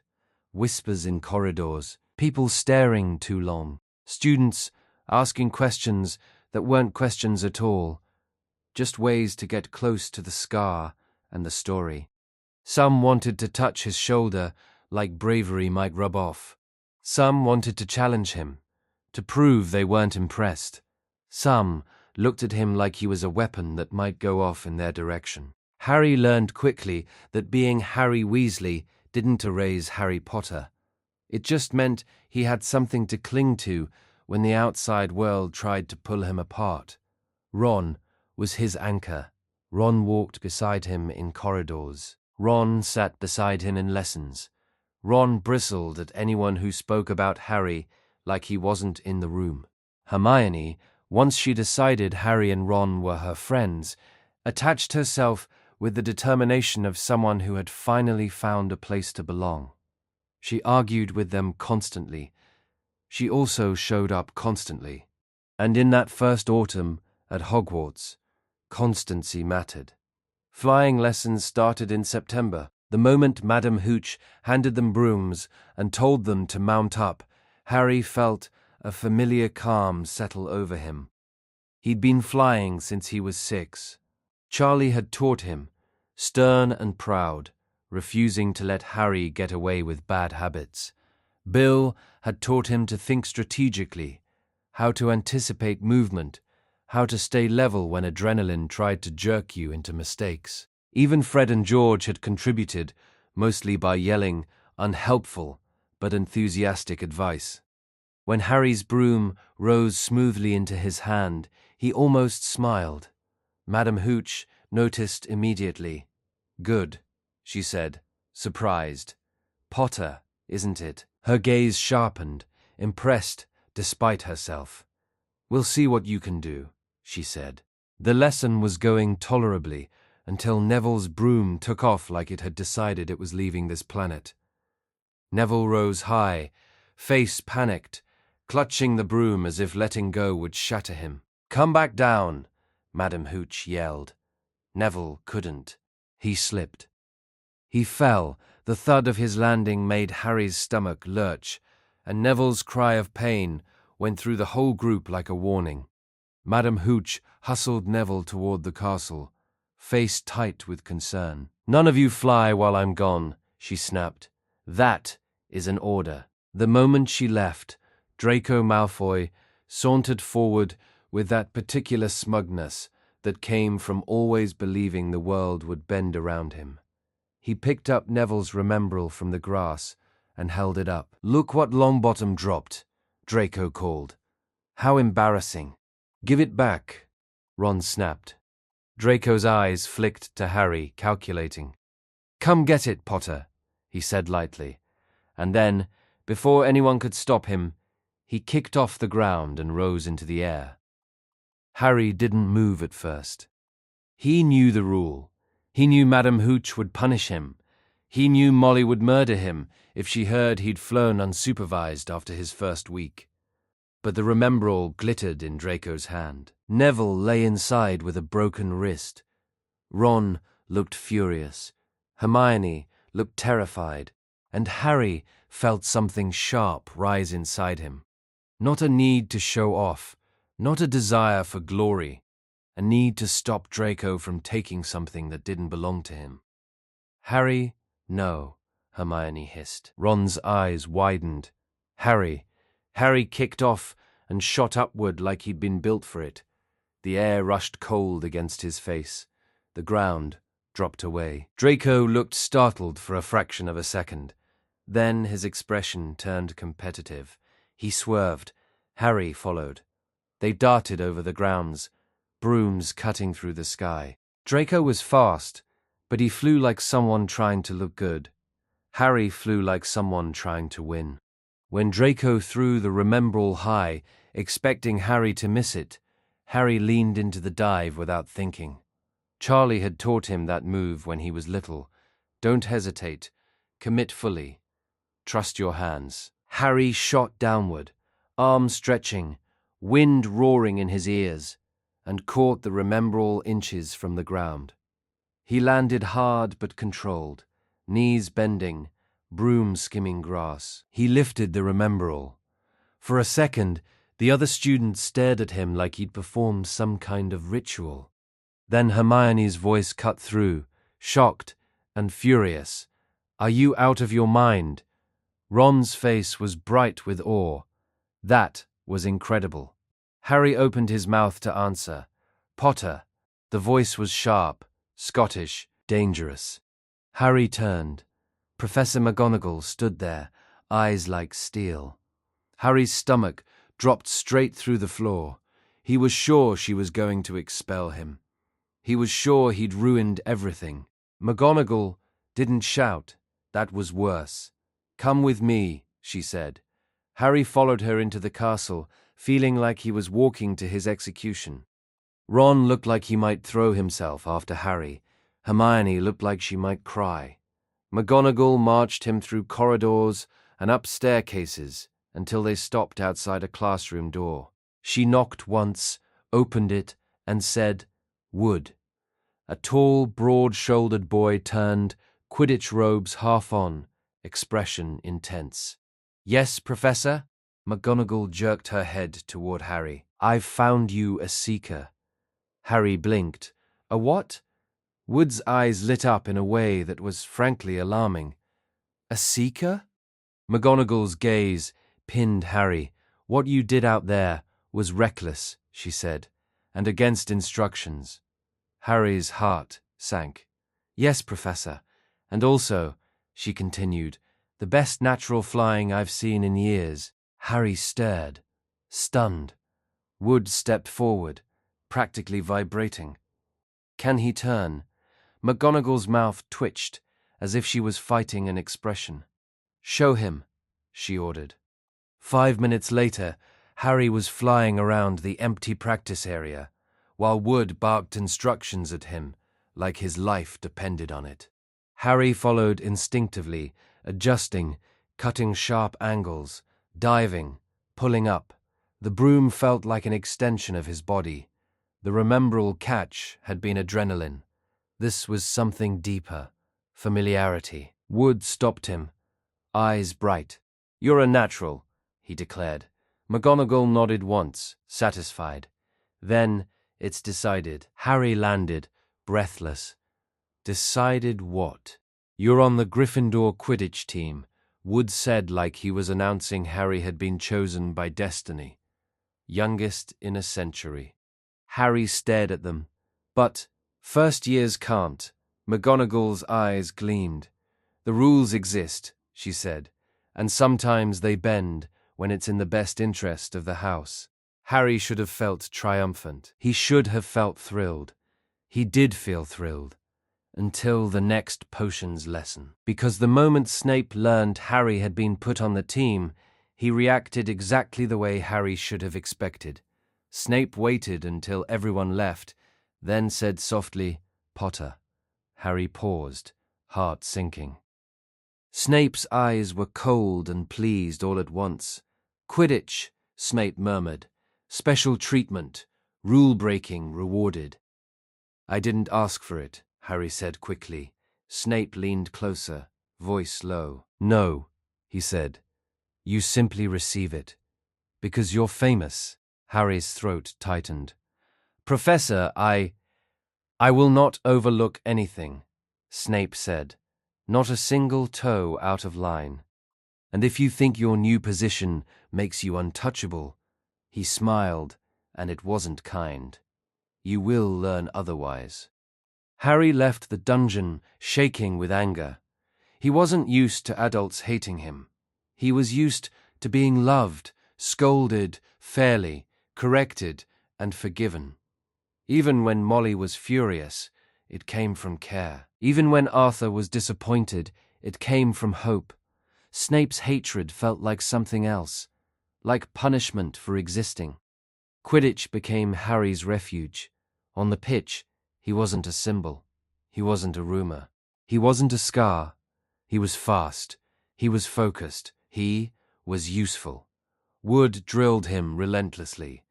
Angelina Johnson and Alicia Spinnet threw bludgers at him with startling enthusiasm. Fred and George, as beaters, took immediate delight in protecting Harry with a fierceness that was half sport and half older brother instinct. "We heard you were adopted," Fred said cheerfully during one practice. "But don't worry." George nodded seriously. "We've decided you're officially ours anyway." Harry laughed, and the sound felt like breathing again. The first match, Gryffindor versus Slytherin, arrived in November. The stands were packed.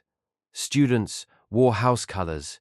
The energy was so loud, it made Harry's head buzz. He spotted familiar faces. Percy sitting tall near the front, looking like he might explode with pride.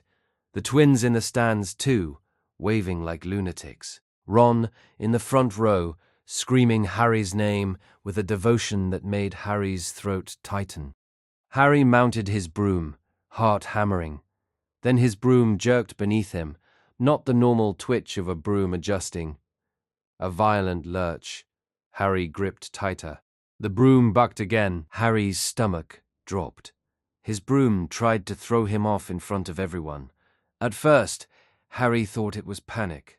His own nerves. A loose strap. Then the broom twisted sharply, like something had grabbed it and yanked. Harry's hands slipped an inch. Cold fear washed through him. This wasn't normal. This wasn't an accident. He clung desperately, knuckles white, broom bucking under him, 50 feet in the air. His heart was pounding so hard it hurt. Below, the match blurred. Students screamed. The pitch spun. Harry couldn't see who was doing it. He could only hold on. Somewhere, in the stands, Hermione's eyes narrowed. She wasn't a great flyer, but Hermione was observant in a way that bordered on terrifying. She tracked Harry's broom, then tracked the adults. Her gaze snapped to Snape. Snape sat rigid, eyes locked on Harry, lips moving. Hermione didn't hesitate.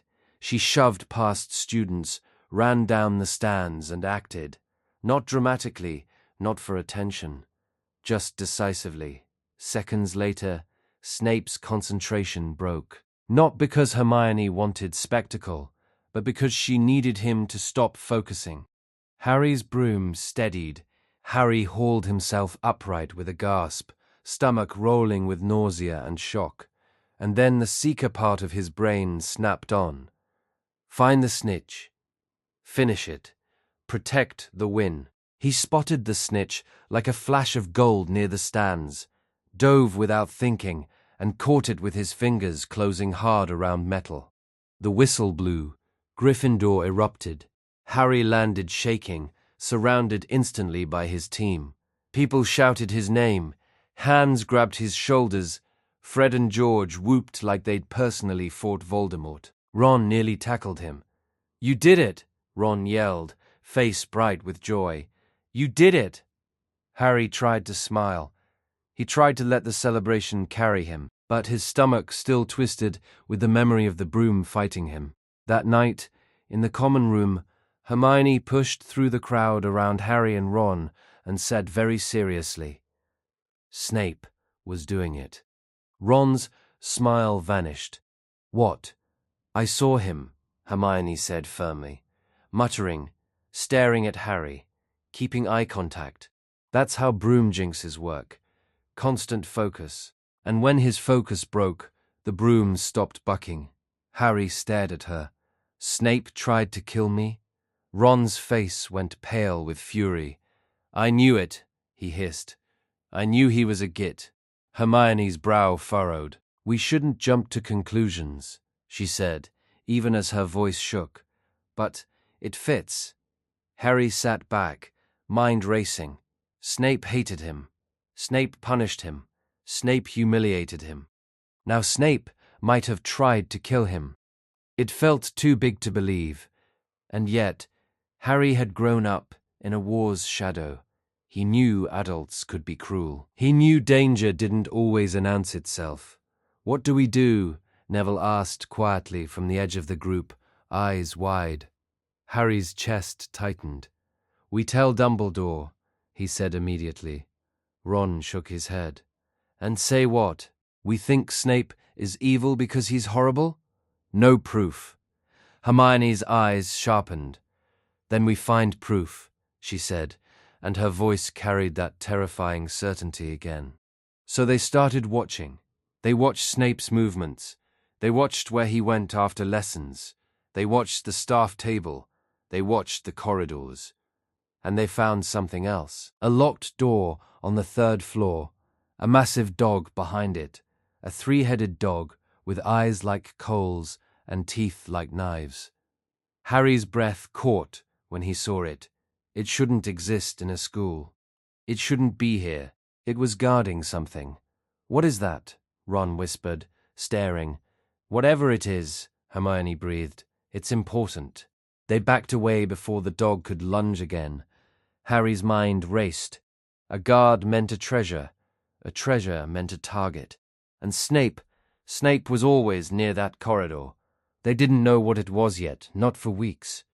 Hermione dug through the library like a woman possessed, emerging with stacks of books and dirt on her hands and ink smudged on her cheek.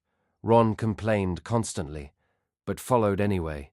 Harry kept thinking about his broom bucking, kept thinking about the feeling of being in the air, with death beneath him. He didn't tell Molly. He couldn't. If he told Molly, she'd show up at Hogwarts and personally remove Snape's spine. And Harry wasn't sure he wanted to be the reason she stormed the castle. He did send a letter home eventually, careful and vague, the way children learned to write when they wanted to be honest but didn't want to cause panic. He wrote that he was doing well, that he'd made the team, that classes were fine. He didn't mention Snape. He didn't mention that sometimes Hogwarts felt like it was full of secrets. Arthur's reply came back the next week, shorter than usual. "Be careful. Trust your instincts. And remember, if you think something's wrong, tell an adult you trust. We love you. Always." Harry read those words until the parchment felt worn. Christmas arrived like a pause button. Most students left Hogwarts. The castle emptied. Corridors echoed. The Great Hall felt less crowded. Harry and Ron stayed. Not because they didn't want to go home, because the Burrow was too packed during holidays, and Molly, in her practical way, had suggested the boys enjoy Christmas, at Hogwarts, where there was space and food and warmth. Harry pretended he didn't mind, but on Christmas morning, when he opened a package and found a hand-knitted jumper in Gryffindor colors, he felt his throat tighten. Molly's jumpers didn't just keep you warm. They were proof you were claimed. Ron got one too. So did Percy. So did the twins. Harry's had an H stitched onto the front. Not a P, not Potter, just H. He held the jumper against his chest and blinked hard. Ron noticed and pretended not to. Hermione gave Harry a book about famous Quidditch matches. Neville gave him a box of sweets his grandmother had sent. The twins, of course, sent something ridiculous. Percy sent a letter that was mostly advice, but Molly's letter hit Harry the hardest. "Dear Harry," it said, "we hear from Percy you're doing brilliantly and also breaking rules with impressive consistency. Please remember you have a brain, and we expect you to use it. We're proud of you, we miss you, you are loved. Come home safe." Harry folded the letter carefully and put it under his pillow like it could protect him, and maybe it did, because the moment Christmas ended, things accelerated. Hermione finally found it in a dusty book with a smug sort of triumph. "It's the Philosopher's Stone," she said, voice hushed. "Nicholas Flamel's stone. It makes the elixir of life. It turns metal to gold. It grants immortality." Ron stared. "So someone wants to steal it." Harry's stomach twisted. "Someone who wants Voldemort back," he said quietly. They looked at each other, the implication heavy and ugly. The stone wouldn't just make someone rich. It would make someone impossible to kill. It would make a return possible. And if Harry's broom had been cursed, if someone had tried to kill him, then whoever wanted the stone also wanted Harry out of the way. Because Harry Potter was still Harry Potter, no matter how many Weasley jumpers he wore. They tried to tell a teacher once. They tried. They approached McGonagall, carefully, nervous, and earnest. McGonagall listened, expression tightening, and then said sharply, "You are first years. The staff are handling this. Do not interfere." And they might have listened. They might have obeyed, if the night hadn't come when they realized someone was going to act. Right now, before the term ended, before Dumbledore could return from whatever sudden ministry trip he'd been called away on. They didn't know that Dumbledore's absence was part of the plan. They only knew they'd seen Snape moving too quickly, too urgently, toward the third-floor corridor. "We have to do something," Harry said, voice tight. Ron's face was pale. "We can't just—" "We can," Hermione cut in. "We can at least slow them down. We can at least warn someone." Neville tried to stop them. Neville, shaking, stood in the doorway of the common room and said, "You can't go. You'll get caught. You'll lose points. You'll—" Harry stared at him. "Neville," he said softly, "someone tried to kill me. Someone is trying to steal something that could bring Voldemort back. I can't do nothing." Neville's eyes filled with tears of fear and stubbornness. Then Neville stepped aside. "I'm not saying you're right," Neville whispered. I'm not stopping you." They went. They slipped through corridors under the invisibility cloak Harry had received at Christmas. A cloak that had arrived with a note that said only, "Use it well." Harry didn't know who had sent it, but he guessed. They reached the third-floor door. Fluffy slept. Hermione used a spell to soothe the dog into deeper sleep, trembling the whole time. They slipped through the trap-door beneath the dog, and everything after that felt like the castle itself was testing them. A plant that tried to strangle them, that Hermione remembered how to escape, because she'd read about it. A room full of flying keys that required Harry's reflexes and flying instincts, and for once, the thing he'd learned from Charlie became survival. A giant chessboard. Ron went still when he saw it. This, Ron said quietly, is my kind of nightmare. They crossed, moving like pieces, and the chess game turned real in a way that made Harry's stomach churn. When the chessmen began smashing each other, Ron's face tightened. I know what to do, Ron said, voice low. Harry, Hermione, listen to me. Harry didn't want to. Harry wanted to argue, to refuse, to protect Ron. But Ron's eyes were steady. Ron had always been steady when it mattered. Ron moved them into place. Then he looked at Harry and said, very softly, you have to go on. Harry's throat closed. Ron. Go, Ron snapped, forcing bravery into his voice like he always did when he was terrified. You're not doing this alone. You're doing this because we're family. Now go. Ron made the move. The Queen struck. Ron went down. Harry's world tilted. He and Hermione ran to him, but Ron was unconscious, breathing shallow but alive. Hermione's hands shook. We have to get help. Harry stared at Ron's pale face, guilt slicing through him. Then Harry stood. No, Harry said quietly. We have to stop them. Hermione's eyes filled with tears, but she nodded once because Hermione Granger was brave in her own way. I'll go back, Hermione whispered. I'll get a teacher. You go on. Harry hesitated. Then he nodded. He went forward alone.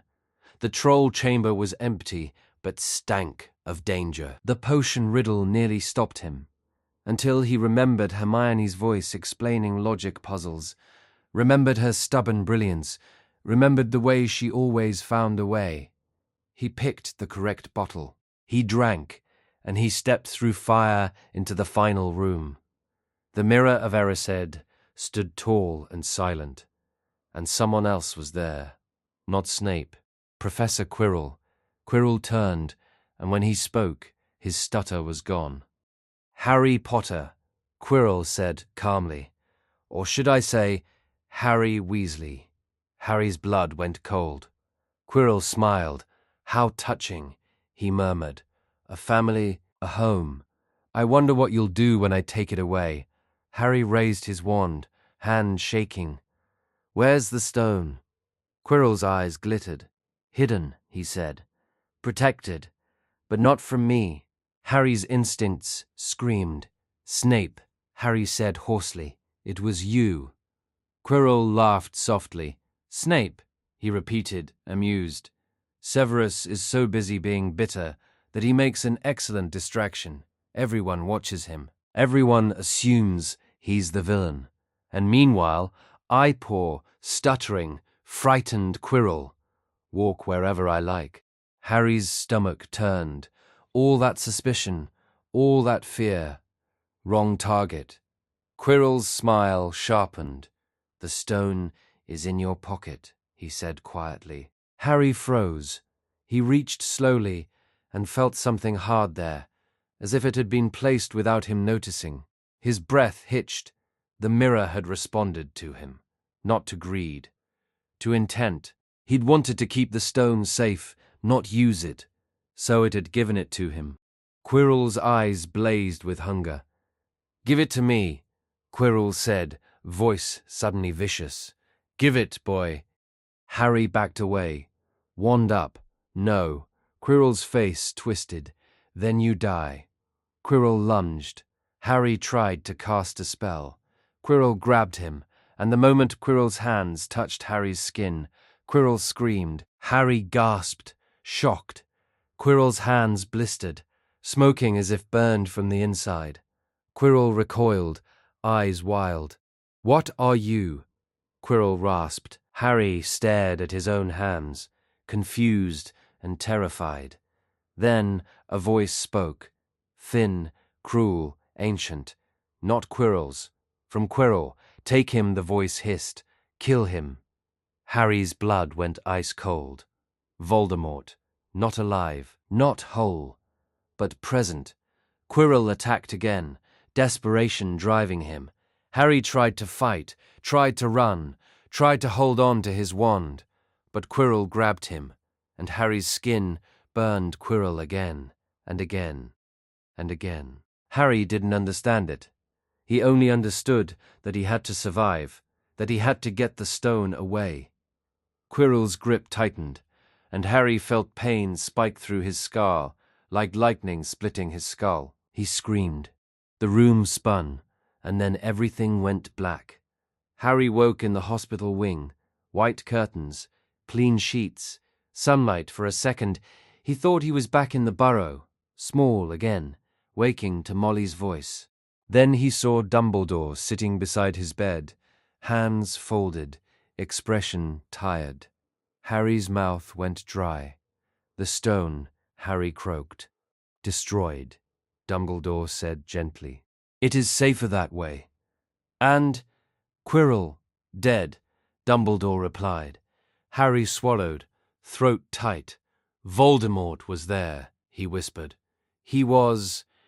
I know, Dumbledore said quietly. You did very well, Harry. Harry stared at him. Why did my touch hurt Quirrell? Dumbledore's eyes softened, and for a moment Harry saw sadness there. Your mother's sacrifice, he said. Love left a mark on you deeper than a scar. It protects you. Harry's chest tightened. So, even though I didn't live with Petunia, the protection did not vanish, Dumbledore said carefully. It anchored differently. It held because you were raised in a home where you were loved and where you belonged. Lily's magic did not require suffering to exist. Harry let that settle, shaky and strange. Then he remembered.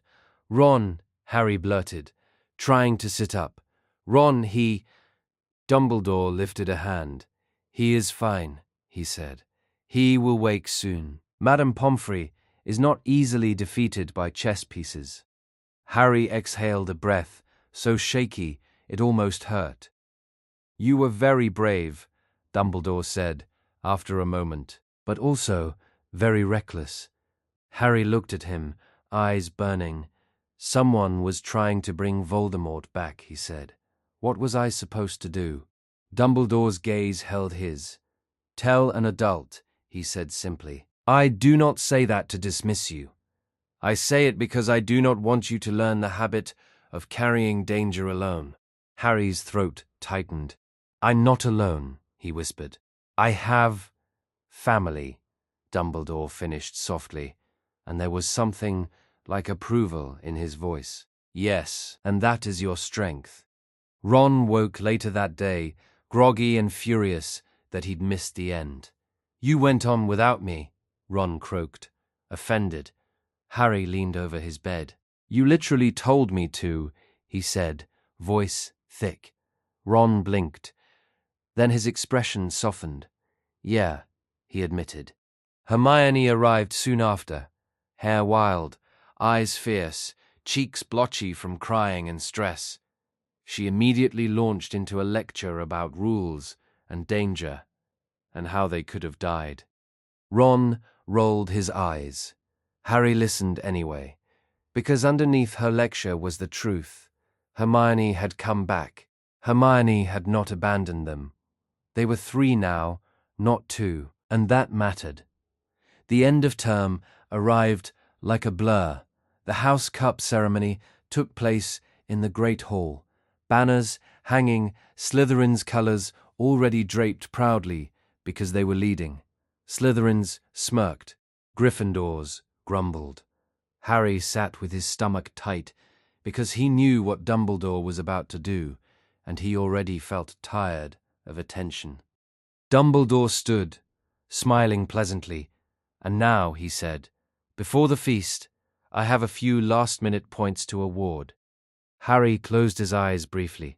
He heard the announcements like a wave. Points to Ron for the best-played game of chess Hogwarts had seen in years.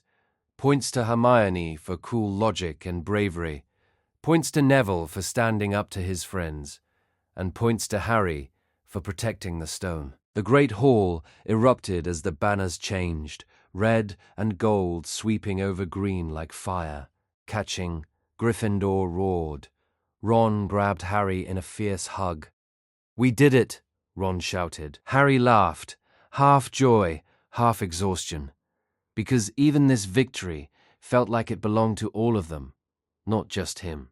That night on the train home, Harry watched Fields slide past the window and felt something steady settle in his chest. He'd faced something terrible. He'd survived. Not because he was chosen, not because he was alone and brave, because he had people who would run into danger with him. Because he had family. And when the Burrow finally came into view at the end of the journey, crooked, patched, stubbornly standing, Harry felt his throat tighten again. Molly met them at the gate like she always did, eyes scanning for injuries before she even hugged them. Ron threw himself into her arms. Harry hesitated only a second before doing the same. Molly hugged him so hard it felt like she was trying to fuse him back into the family.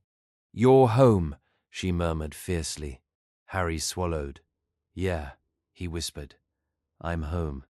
And in that moment, even with the wider world's stories pressing at the edges, even with Voldemort's shadow still lingering somewhere out there, the truth was simple. Harry was not returning to the Burrow as a visitor. He was returning as a son. The Burrow didn't change while Harry was away. Not really. It was still crooked and crowded and held together by stubborn magic and Arthur's refusal to let anything collapse on principle. The gardens still grew too wildly. The gnomes still treated the place like it belonged to them. Molly still managed to produce meals big enough to feed an army out of a kitchen that never seemed large enough for her own family. But Harry changed, not in the obvious ways people expected. He didn't come home swaggering or boasting or acting like Hogwarts had made him important. He came home quieter. He came home with a tiredness behind his eyes that Molly noticed immediately. He came home with the knowledge that Hogwarts was beautiful and dangerous at the same time, and that the world outside the Burrow could be cruel in ways that didn't always make sense. Molly hugged him at the gate as if she could press that knowledge out of him with sheer force. "Eat," she ordered 10 minutes later, shoving a plate toward him. "You're far too thin." "I'm not," Harry began, and then stopped because arguing with Molly about food was always a losing battle. Ron had been talking nearly non-stop since they got off the train. He told the story of the stone like it was the most thrilling adventure in history, skipping the parts where Harry's broom tried to throw him to his death, skipping the parts where the air in the tunnels felt like it was trying to swallow them, skipping the cold fear of facing Voldemort's voice in Quirrell's mouth. Ron made it sound like a heroic game. Harry let him, because Ron needed it that way. Ron needed to believe they were brave and lucky and unstoppable. And Harry needed to hear Ron laugh, because for all the noise in the Burrow, for all the warmth, Harry still woke sometimes in the night with the memory of Quirrell's hands burning, with the sound of that thin, cruel voice, with the sensation of the castle's secrets wrapping around them. The first morning home, the Daily Prophet arrived. Arthur unfolded it at breakfast, and his expression changed instantly. Molly saw it, Harry saw it too, because Harry had learned to watch adults the way children learn to watch weather. "What?" Ron asked, mouthful. Arthur didn't answer right away. He turned the newspaper slightly, and the headline hit Harry like a shove. "Boy Who Lived Saves Hogwarts Again. Harry Potter Foils Theft of Legendary Stone." A picture of Harry leaving the hospital wing sat beneath it, his face pale, his hair wild, his scar visible. The caption talked about bravery and destiny and Dumbledore's mysterious praise. It did not mention Ron. It did not mention Neville. It did not mention the Weasleys, except as a convenient detail raised by the Weasley family, a line that read like a curiosity, like a footnote. Ron went quiet. Percy, returning from upstairs with his hair combed too neatly, leaned over Arthur's shoulder and made a pleased noise that Harry immediately disliked. "They're calling you a hero," Percy said, voice proud. "As they should." Harry's stomach twisted. "They're acting like I did it alone." Ron's jaw clenched. For a second, Harry thought Ron might explode. Then Ron shrugged in that forced way Ron had when he was trying to pretend something didn't bother him. "Course they would," Ron muttered. "They don't care about the rest of us." Molly's mouth tightened. "They care about stories," she said sharply. "Not people." Arthur looked tired. "It'll die down," he said, though he didn't sound convinced. It didn't die down. It got worse. For the first week of summer, owls arrived constantly, letters addressed to Harry Potter at the Burrow. Some were fan mail, childish and excited.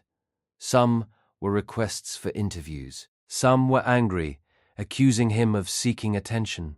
Some were political in tone, asking what Harry thought about ministry policy, as if an 11-year-old should have opinions that could steer the country.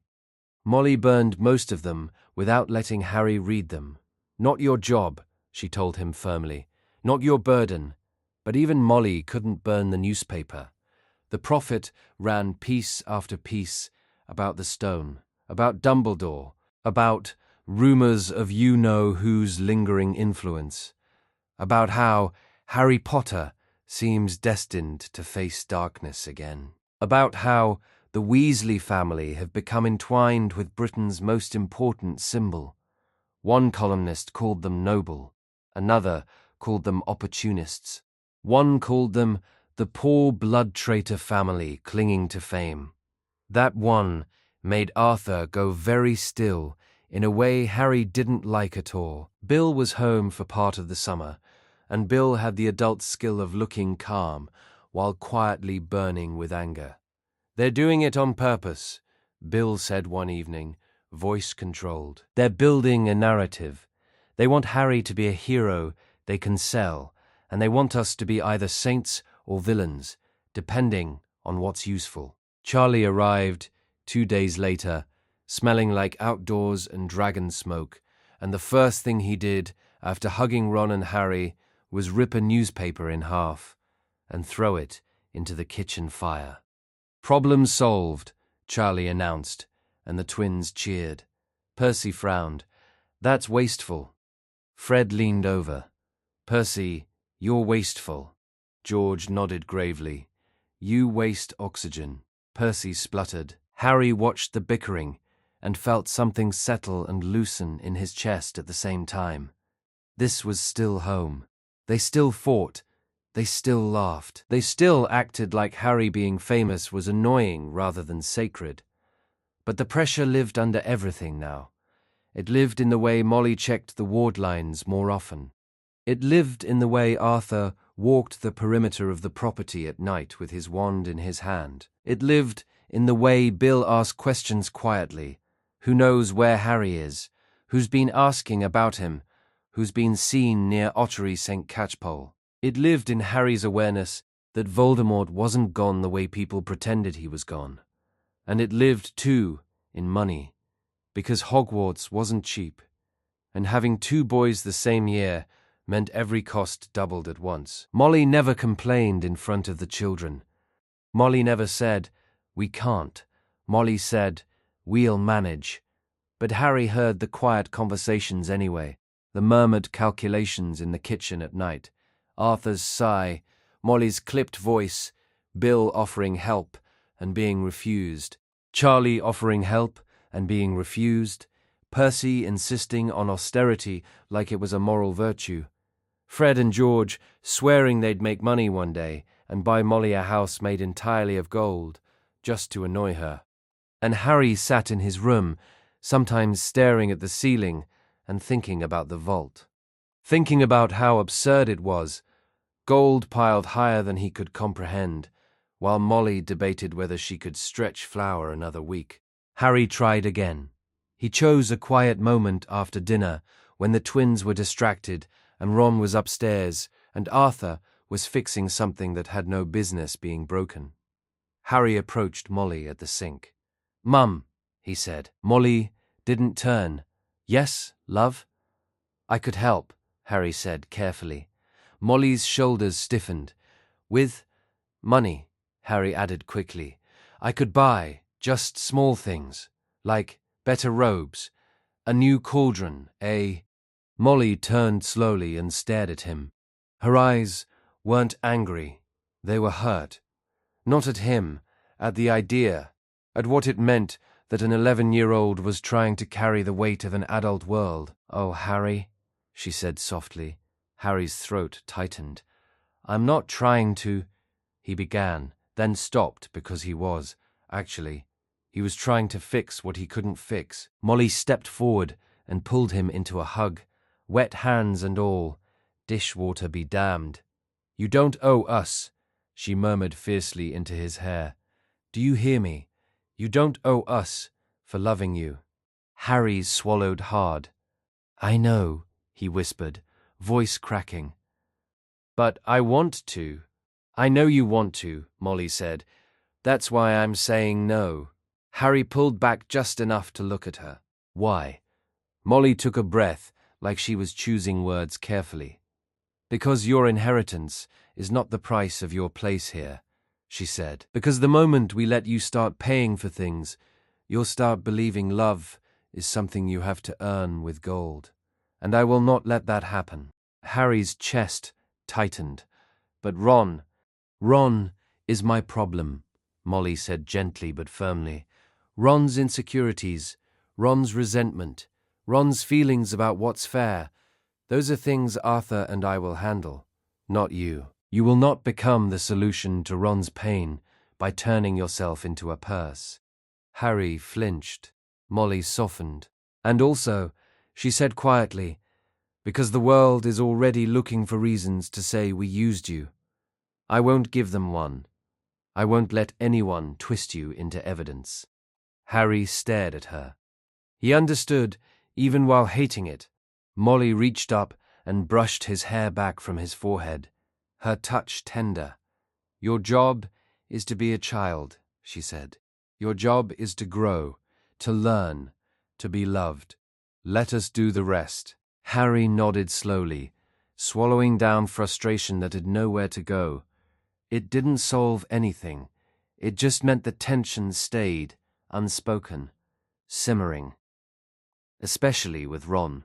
Because Ron noticed everything, even when he pretended not to. Ron noticed the prophet. Ron noticed how some neighbors treated them differently now, either too polite or too suspicious. Ron noticed how Molly's eyes lingered on price tags. Ron noticed Harry looking guilty. And Ron, stubborn and loyal and afraid, didn't know how to talk about it without turning it into a fight. So he didn't. He acted like nothing was wrong, which meant everything was wrong in small ways. They argued more that summer, little sparks that didn't used to happen, over nothing, over whose turn it was to wash up, over who got the last biscuit, over whose wand practice had made the chickens panic. Harry could feel the fragile edge under Ron's jokes, sometimes, like Ron was waiting for proof that Harry would choose Potter over Weasley the moment the world demanded it. Harry tried to prove him wrong constantly. He didn't know if it worked. Second year arrived with a different kind of dread, not the nervous dread of the unknown. The dread of knowing Hogwarts could be dangerous and going anyway. At King's Cross, Molly hugged them longer. Arthur's hand lingered on Harry's shoulder in a way that felt like a warning. Bill and Charlie weren't there this time, busy with their own lives. Percy was already on the train somewhere, convinced he had responsibilities. Fred and George, now older and more dangerous, promised in loud voices to keep an eye on the first years, which was not reassuring. Ginny stood behind Molly, small and quiet, clutching her new school trunk like it might float away. Ginny was going to Hogwarts this year. Ginny was finally part of it. Harry watched her face flicker between excitement and terror and something else that tightened his chest. Ginny had always been shy around him. Not around Ron, not around the twins, around Harry. Harry had once assumed it was because he was older than her, because he was famous, because she'd grown up hearing stories about him. But as she stood there at the platform, cheeks pink and eyes wide, Harry realized it was more complicated. Ginny wasn't staring at Harry Potter. She was staring at Harry, her brother, like she was trying to make herself brave enough to exist in the same space. Molly kissed Ginny's forehead. "Right," she instructed. "Eat properly. If anyone gives you trouble, I'll hex them," Ginny muttered under her breath, surprising everyone. Fred's eyes widened. "Did you hear that?" George beamed. "That's our sister." Molly's mouth twitched. "No hexing," she warned automatically, though her eyes looked proud. Then she hugged Harry. "You look after them," she whispered fiercely. "All of them. Ron, Ginny, I know you will." Harry swallowed. "I will," he promised. Ron elbowed him. "Course we will." Ginny hovered, then stepped forward awkwardly and hugged Harry very quickly, like she was afraid if she held on too long, she'd dissolve. Harry froze for a half second, then hugged her back. "You'll be brilliant," he murmured. Ginny's voice was tiny. "Don't say that," she whispered. Harry blinked. "Why?" Ginny pulled away too fast. "Because you say it, and it becomes true, and then everyone will expect it," she blurted, then looked horrified that she'd spoken at all. Harry stared after her, unsettled. Ron grabbed Harry's sleeve. "Come on," Ron muttered. "We'll find a compartment." The train journey felt more crowded this year, more familiar and less thrilling. Hermione found them faster. Neville stumbled in. Ginny got dragged into their compartment by Ron, whether she wanted to be or not, sitting rigidly with her hands in her lap, like she was attending a funeral. "I don't bite," Hermione told Ginny briskly, which did not help. Ginny stared at Hermione like Hermione was a dangerous creature. Ron talked enough for everyone. Harry watched Ginny and felt a strange ache in his chest. Ginny was part of the family, but she was also part of the world that worshipped Harry in ways that made everything messy. He wondered, suddenly, what it was like for Ginny to be the only girl among brothers, to finally go to Hogwarts, and to do it with Harry Potter as part of her surname in the eyes of the world. He didn't ask. He didn't know how. The sorting ceremony came and went.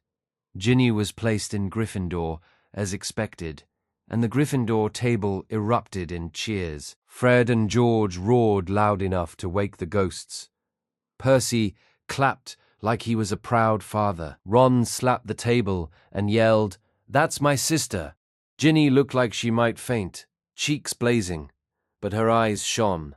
Harry cheered too, warm and fierce. And for a moment, second year felt like it might be normal. It wasn't, because nothing stayed normal when Harry was involved, whether he wanted it or not.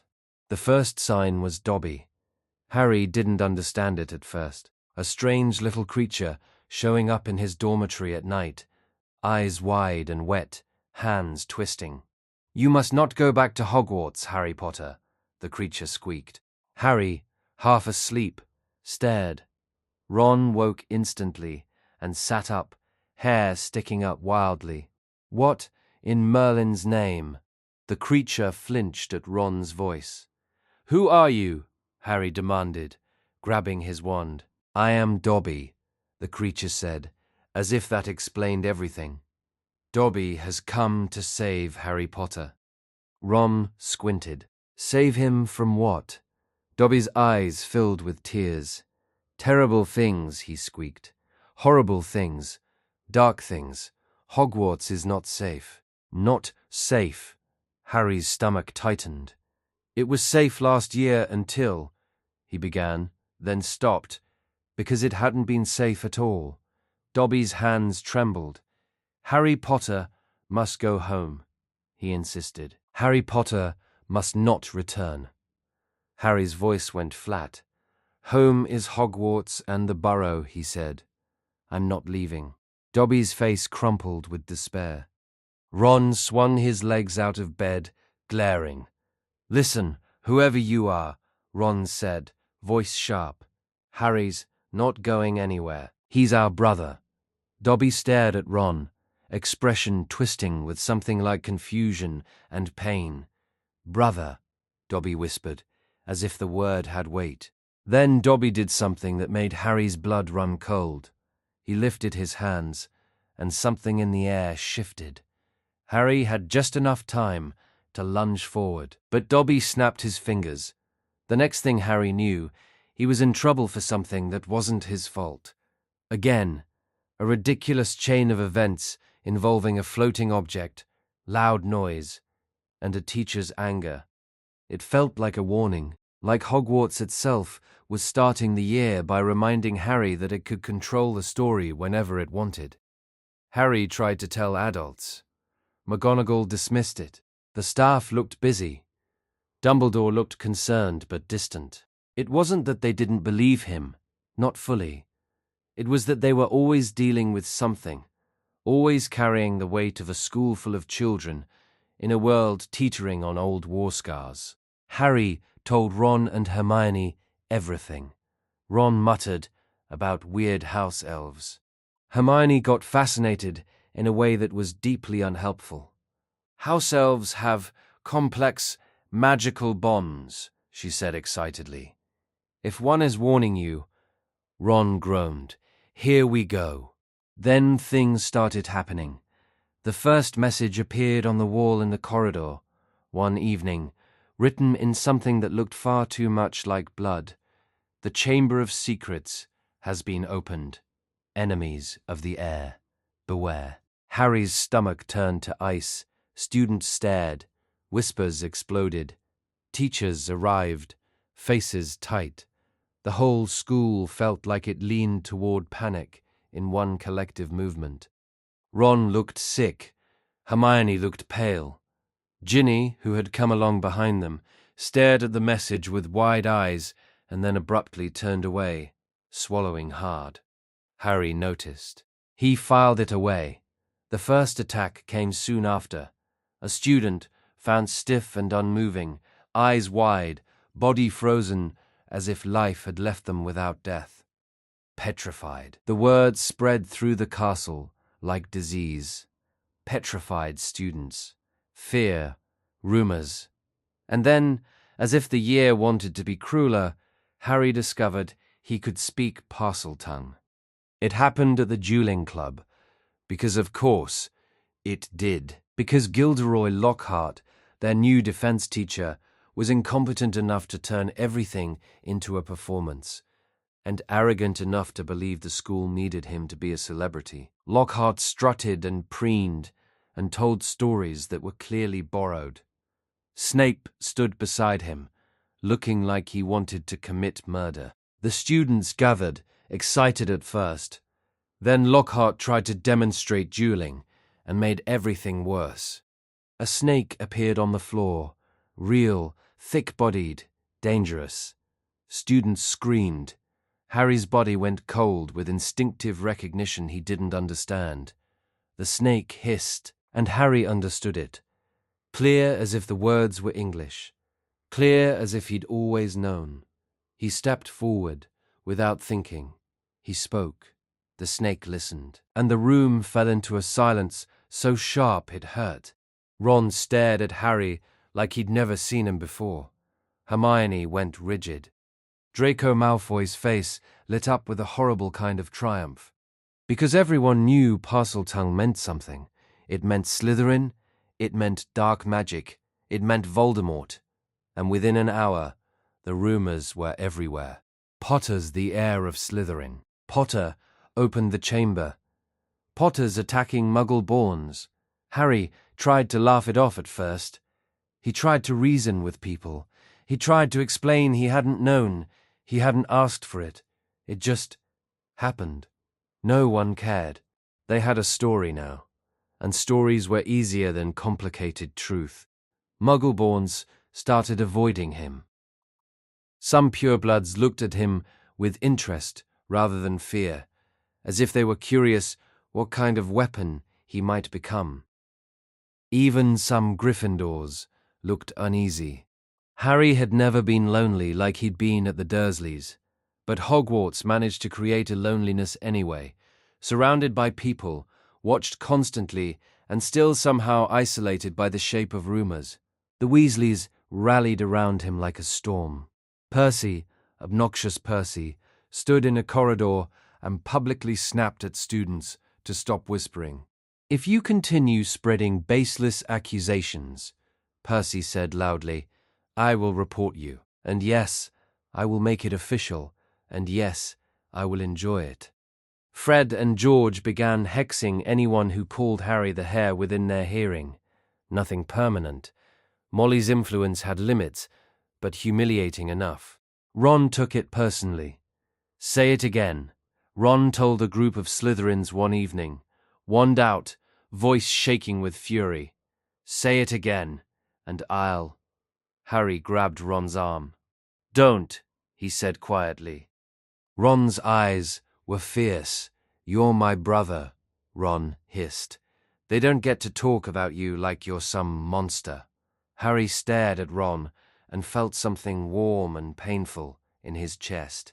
Hermione tried to logic the situation into submission by reading everything she could find about Parseltongue, the Chamber, Hogwarts history, and basilisks.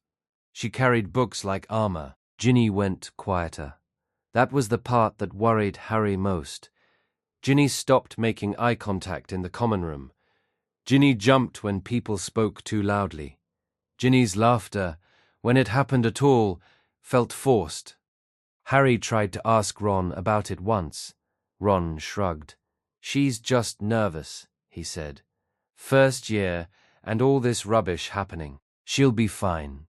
But Harry remembered Ginny on the platform, whispering, "Don't say I'll be brilliant, because then people will expect it." Harry remembered Ginny's face when the message appeared. Harry started watching her more closely, and then Hermione was attacked. Hermione, who had been determined to prove Harry's innocence with pure research, was found petrified in the library. Harry stood over her stiff body and felt something inside him crack. Hermione's hand was curled around a torn page. Ron's face went grey. Harry's chest felt too tight to breathe. Hermione had been trying to help him, and something, had attacked her anyway. "This ends," Harry said, voice hoarse. Ron looked at him, eyes wide and wet. "Harry, this ends," Harry repeated, and now his voice had the kind of steadiness Harry usually heard in Arthur when he was furious. They studied the page. It described a basilisk, a giant serpent, a monster that killed with its gaze, that moved through pipes, that petrified those who saw it indirectly. Harry felt cold understanding slide into place. The voices. He'd been hearing voices in the walls all year, cold, hissing words no one else could hear.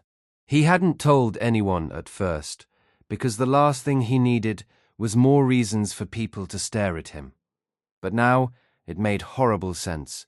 The monster was speaking, and he was the only one who could understand it. Ginny vanished a week later.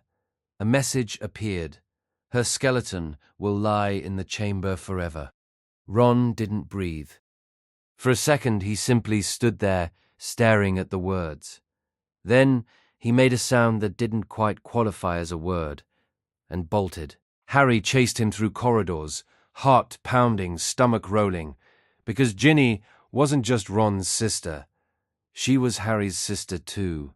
Not by blood, by choice, by years, by love. Ginny, who had once hugged him too fast because she was afraid to exist near him. Ginny, who had grown up in his shadow and still tried to love him anyway. And now Ginny was gone. "We're going after her," Ron said when Harry caught him, voice shaking violently. We're going now. Harry nodded. Yes. They went to Lockhart because he was the adult who was supposed to handle this. Lockhart preened and panicked and then tried to run. Ron and Harry didn't let him. They dragged him to Myrtle's bathroom because Hermione's earlier research, combined with the basilisk page, had pointed them toward the truth. The sink, the snake engraving, the hidden entrance. Harry spoke Parseltongue. The entrance opened, and the way Ron looked at Harry in that moment, no fear, no suspicion, only trust, made Harry's throat tighten. They descended into darkness. Pipes and stone, wet air, echoes. Lockhart tried to obliviate them. Ron's wand, still unreliable and damaged from earlier misfortune, backfired. Lockhart's spell hit him instead. Lockhart crumpled, eyes vacant, smiling stupidly. Ron stared at him with disgust. Idiot. Harry didn't have time to care. Ginny was below. They ran through the tunnels. They found the chamber, and Ginny lay on the stone floor, pale and still, as if all the life had been drained from her. "Ginny!" Ron choked, dropping to his knees beside her. Harry moved too, heart hammering, but then a voice spoke, smooth, young, amused. "You won't wake her," the voice said. Harry turned. A boy stood there, with dark hair and a handsome face that made Harry's skin crawl with instinct he didn't understand. The boy smiled. "Hello, Harry Potter," he said softly, or should I say, Harry Weasley. Harry's blood went cold. Ron stared, confused. "Who are you?" The boy ignored Ron. His gaze was fixed on Harry, like Harry was the only person in the room worth speaking to. "I'm Tom Riddle," the boy said, voice calm. "And you've been very easy to predict." Harry's wand came up automatically. "You did this," Harry said, voice shaking with rage. "You took Ginny." Tom smiled wider. "Ginny gave herself to me," he said softly. "She poured her heart into my diary. She told me everything." Ron made a strangled noise. "Diary?" Harry's head snapped to Ginny's limp hand. He remembered seeing her writing sometimes. He remembered her hiding something quickly. He remembered her flinching when he walked into rooms. Guilt slammed into him. Tom continued, delighted. "She was lonely," he said. "Can you blame her? 7 brothers, and then the most famous boy in Britain becomes one of them. How could she ever feel special?" Harry's stomach twisted. Ron's face went white with horror. Tom's eyes gleamed. "She wanted to matter," he said. "She wanted to be seen. She wanted to be chosen.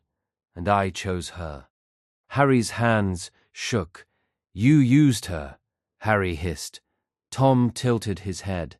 "I taught her," he corrected. "I guided her.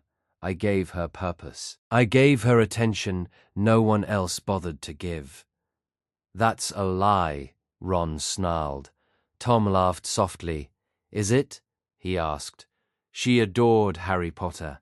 She wrote about him constantly, about how he was brave and special, and everyone loved him, about how she was just Ginny Weasley, the little sister, the afterthought." Harry felt sick. He looked down at Ginny's face and saw the truth in the parts he hadn't wanted to see. Ginny had been drowning in a family that loved her, but didn't always notice her because the family was too large and too loud and too busy surviving. And Harry had been another loud presence, another center of gravity. Tom's smile sharpened. "She opened the chamber for me," he said. "She wrote the messages. She let the basilisk out. She didn't remember doing it. That's the beauty of it." Ron looked like he might tear Tom apart with his hands.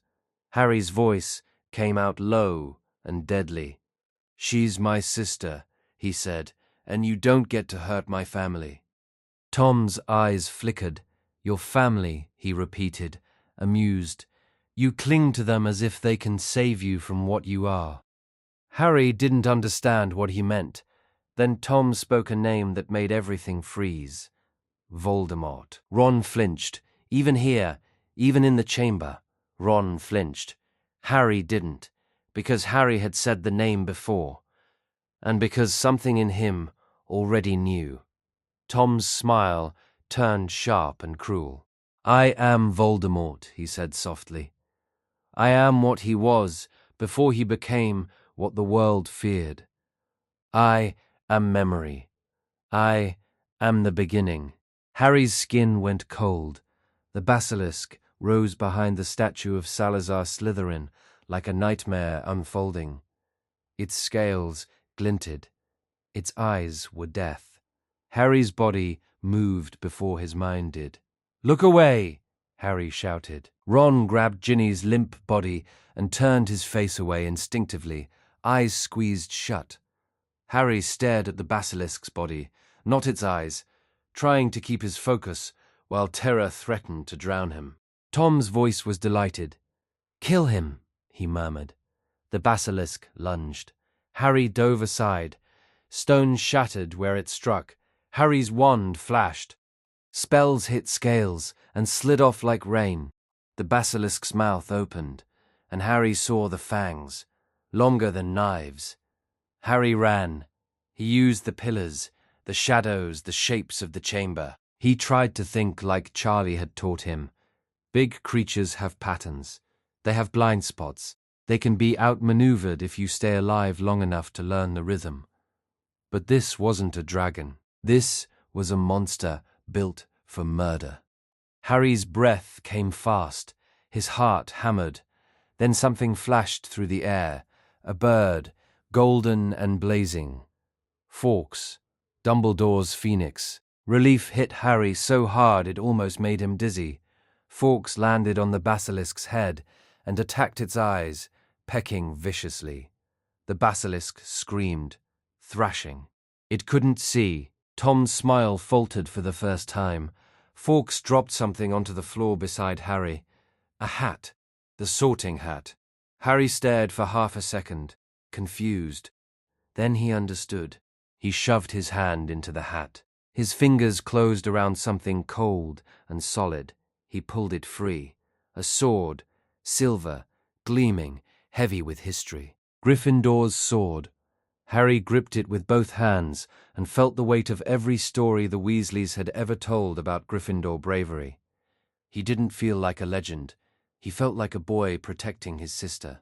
The basilisk lunged again, blind but furious. Harry moved forward instead of away. He raised the sword. The basilisk's mouth opened. Harry drove the blade upward with everything he had. The sword pierced the roof of the basilisk's mouth and sank deep. The basilisk convulsed. Harry held on, jaw clenched, arms screaming with strain. Then pain exploded in his arm. A fang pierced him, sharp and deep. Venom surged like fire. Harry yanked the sword free and stumbled back, vision blurring. The basilisk collapsed, body shuddering, then went still. Harry's knees hit the stone. His arm burned like it was being melted from the inside. Tom stepped forward, face bright with triumph again. You're dying, he observed calmly. Harry's breath came in shallow gasps. His fingers went numb. Ron's voice cracked. Harry. He tried to speak. He couldn't. Venom was fast. Tom's smile widened. And when you die, he said softly, Ginny dies too, because she gave me her life. And I will return. Harry's gaze dropped to the diary lying near the statue. Black cover. Ordinary looking. Evil in its simplicity. The source. The anchor. Harry dragged himself toward it, arms screaming, vision narrowing. Tom noticed, too late. No, Tom hissed, lunging. Harry grabbed the basilisk fang lodged near him, slick with venom. With shaking hands, with his remaining strength, Harry drove it into the diary. Ink burst out like blood. Tom screamed. Not a human scream. A tearing sound, like something ripping apart. Tom's image twisted, flailing, dissolving. His face turned desperate and furious. "You!" he choked, voice breaking. "You don't understand what you've done." "I understand," Harry managed, voice rough. "You don't touch my family." Tom vanished. The diary lay ruined. Harry sagged. His arm was on fire.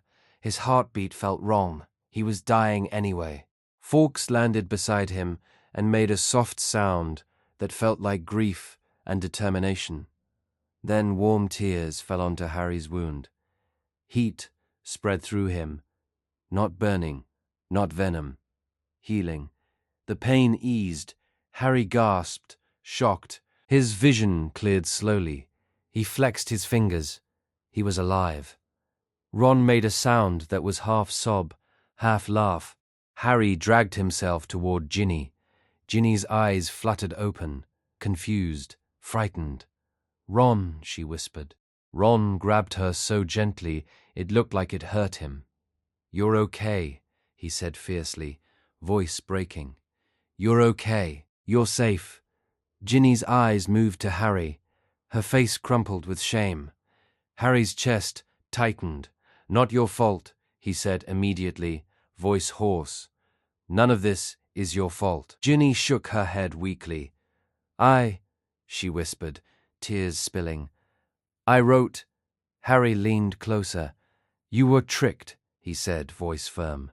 "You were used. You're not guilty. You're our sister. We're taking you home."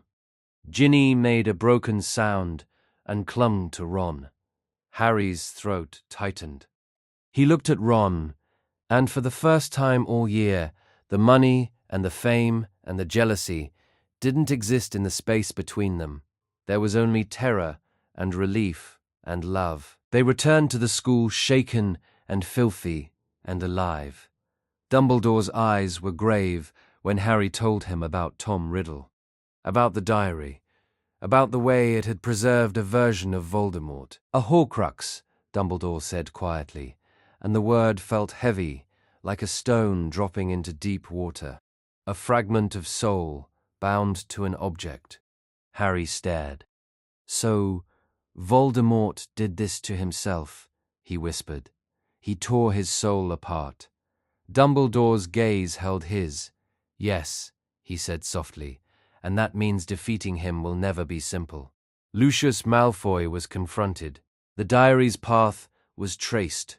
The truth came out in pieces, the way ugly truths always did. But the hardest aftermath was not political. It was personal. Ginny came back to the Burrow that summer, quieter than before. Molly held her for long stretches and cried in a way Ginny would pretend not to notice. Arthur looked older. Ron was protective to the point of anger, snapping at anyone who looked at Ginny the wrong way. Fred and George were gentler than Harry had ever seen them, hovering near Ginny like they didn't trust the world not to steal her again. And Harry carried guilt like a weight in his ribs, because Tom Riddle had used Ginny's loneliness, Ginny's insecurity, Ginny's feeling of being invisible. And Harry had been part of the shadow she lived under, even if he never meant to be. One evening, Harry found Ginny sitting on the garden step, staring into the dark. He sat beside her quietly. Ginny didn't look up. "I'm sorry," Harry said. Ginny's head snapped toward him. "Don't," she whispered fiercely. Harry swallowed. "I should have noticed," he said. "I should have—" "You're not responsible for my feelings," Ginny said, voice shaking.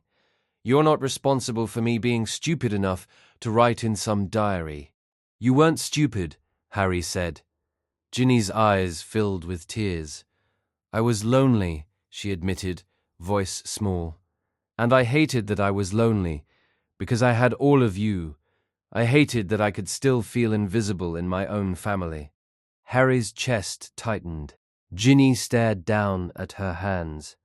"And I hated that I loved you," she whispered, cheeks flushing with shame. Not like, she flailed for words, mortified. Not like that, just, you. You were my brother, but also Harry Potter. Everyone cared about you, and I cared about you too, and I felt pathetic. Harry swallowed hard. He didn't know what to do with that confession. So he did the only thing that mattered. He said, quietly, I care about you. Ginny's mouth trembled. I know, she whispered. I know you do. That's why I'm angry at myself, not you. Harry nodded slowly. Okay, he said, voice rough. Then we'll be angry at the right person. Ginny looked at him, confused. Harry's gaze went hard. Voldemort, he said. Tom Riddle. Whoever thinks they can hurt you again. Ginny's shoulders sagged, and for a second she looked younger than 11 should ever look. Then she nodded. Okay, she whispered. Harry sat with her until the sun went down and Molly called them in for dinner. It didn't fix everything. Ginny's trauma didn't vanish because Harry sat beside her. Ron's protectiveness didn't soften overnight. The Burrow didn't suddenly become a place without shadows. But something shifted, because Ginny had spoken the truth instead of swallowing it. Because Harry had listened instead of trying to solve it with guilt. Because the family, chaotic and imperfect and fierce, had survived something that could have destroyed them. And Harry knew, in a way he hadn't known before, that being a Weasley didn't just mean laughter and warmth. It meant standing in the aftermath of horror and still choosing each other. It meant rebuilding. It meant not letting shame make someone alone. The summer ended with the Burrow still standing, still crooked, still full. And Harry, lying in his bed, listening to Ron's breathing in the bed beside him, realized that danger wasn't just something that happened at Hogwarts. Danger could reach into the family itself.